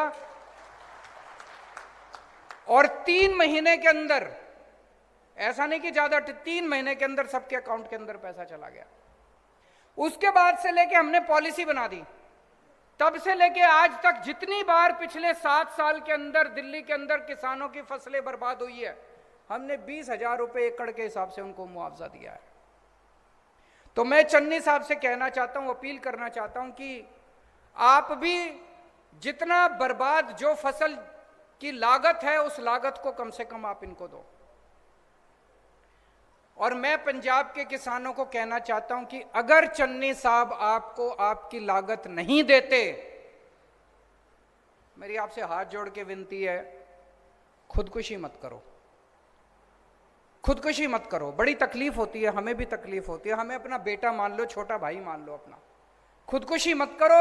मैं समझता हूं, मेरे को किसान बताते हैं अगर हम फसल ना लगाएं, बोले तब भी चल जाता है, लेकिन अगर पैसा खर्च करके, खाद खरीद के, बीज खरीद के अगर हम फसल लगाएं, पैसा उठा के फसल लगाएं और फसल बर्बाद हो जाए, बोला फिर तो हम कहीं के नहीं बचते। हमको पैसा वापस करना पड़ता है, पैसा वापस करने को होता नहीं है, तो हम कहीं के नहीं बचते, इसलिए आत्महत्या करने को मजबूर हो जाता है किसान। मैं आप सबसे अपील करना चाहता हूं, सारे पंजाब के किसानों से अपील करना चाहता हूं, आत्महत्या मत करना। मार्च में सरकार बनेगी, अगर चन्नी साहब ने पूरा मुआवजा नहीं दिया, 30 अप्रैल तारीख नोट कर लो, 30 अप्रैल तक आपके अकाउंट के अंदर आपका पूरा मुआवजा चला जाएगा।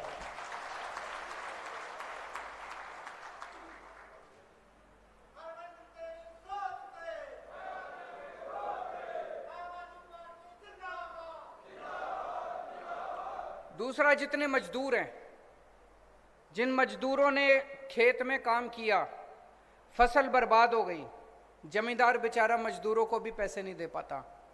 मैं उन मजदूरों को भी कहना चाहता हूं कि आप भी चिंता मत करो, आपको भी उचित मुआवजा। कितना मुआवजा देंगे? लागत, जितनी लागत आती है और जितना आपके साथ बैठेंगे, किसान जत्थेबंदियों के साथ बैठेंगे। जैसे दिल्ली के अंदर मैं किसानों के साथ बैठा, किसानों ने 18,000 रुपये मांगे, हमने 20,000 रुपये दे दिए। यहां पे कितनी लागत आती है, आपके साथ बैठेंगे, मार्च के महीने में बैठेंगे, जितनी लागत आपकी है, इन दोनों बेमौसम बारिश की वजह से और गुलाबी सुंडी की वजह से जितनी भी आपकी बर्बाद हुई है, उसका मुआवजा हम आपको 30 अप्रैल तक दे देंगे। तो आज 2 चीजें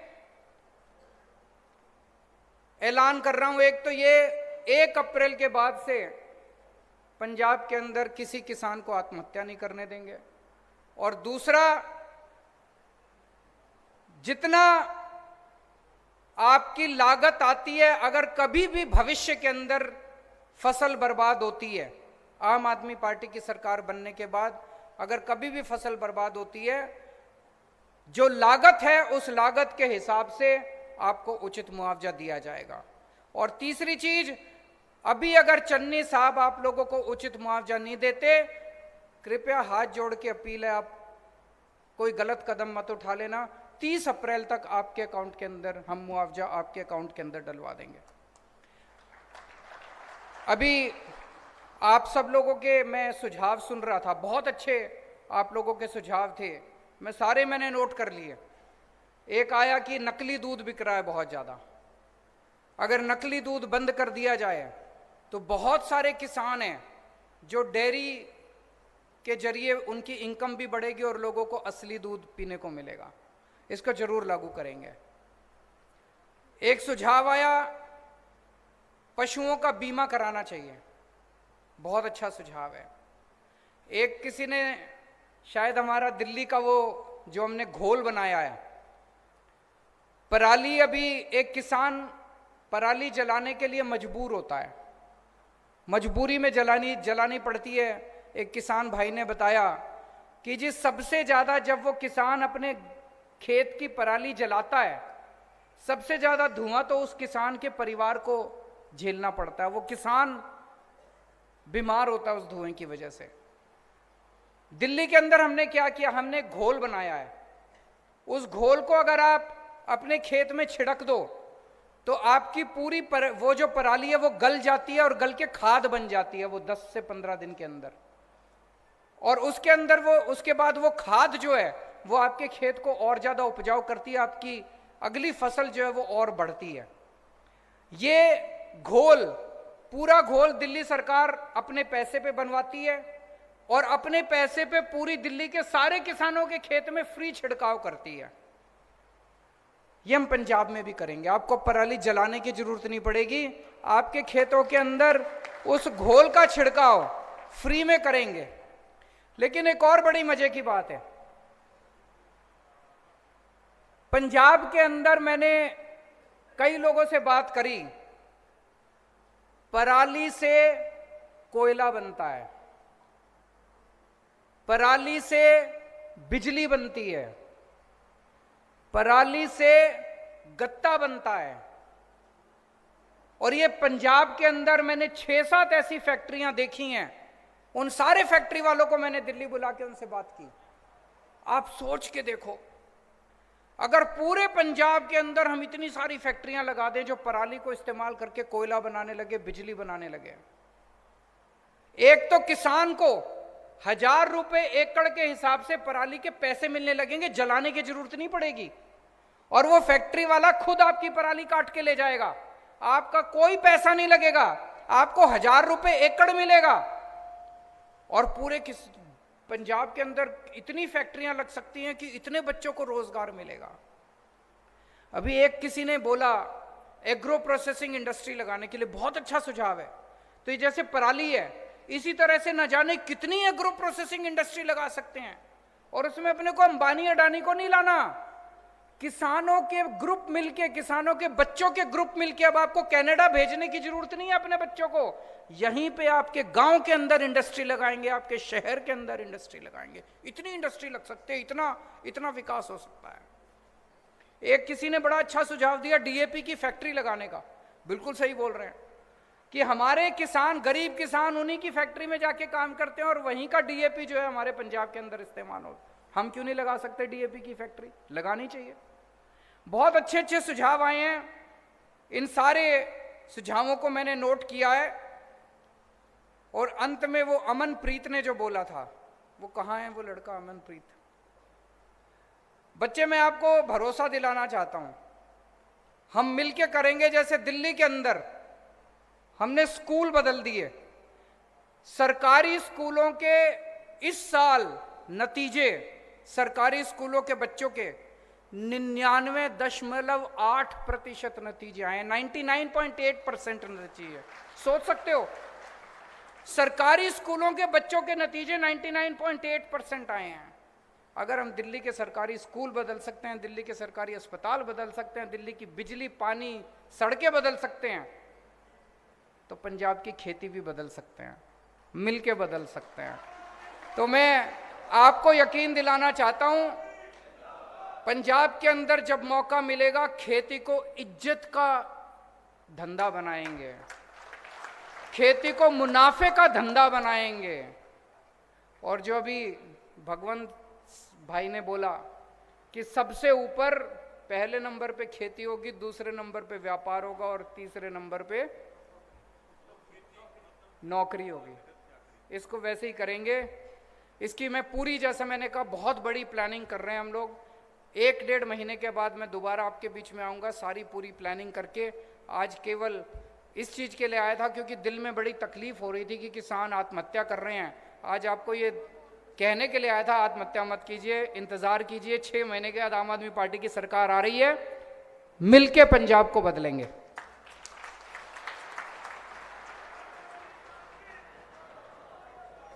सो थैंक यू सर, जिन्हों ने अज कुल खर्चा जिन्ना होंदा आ ते उन्ना मुआवजा देने की गल की।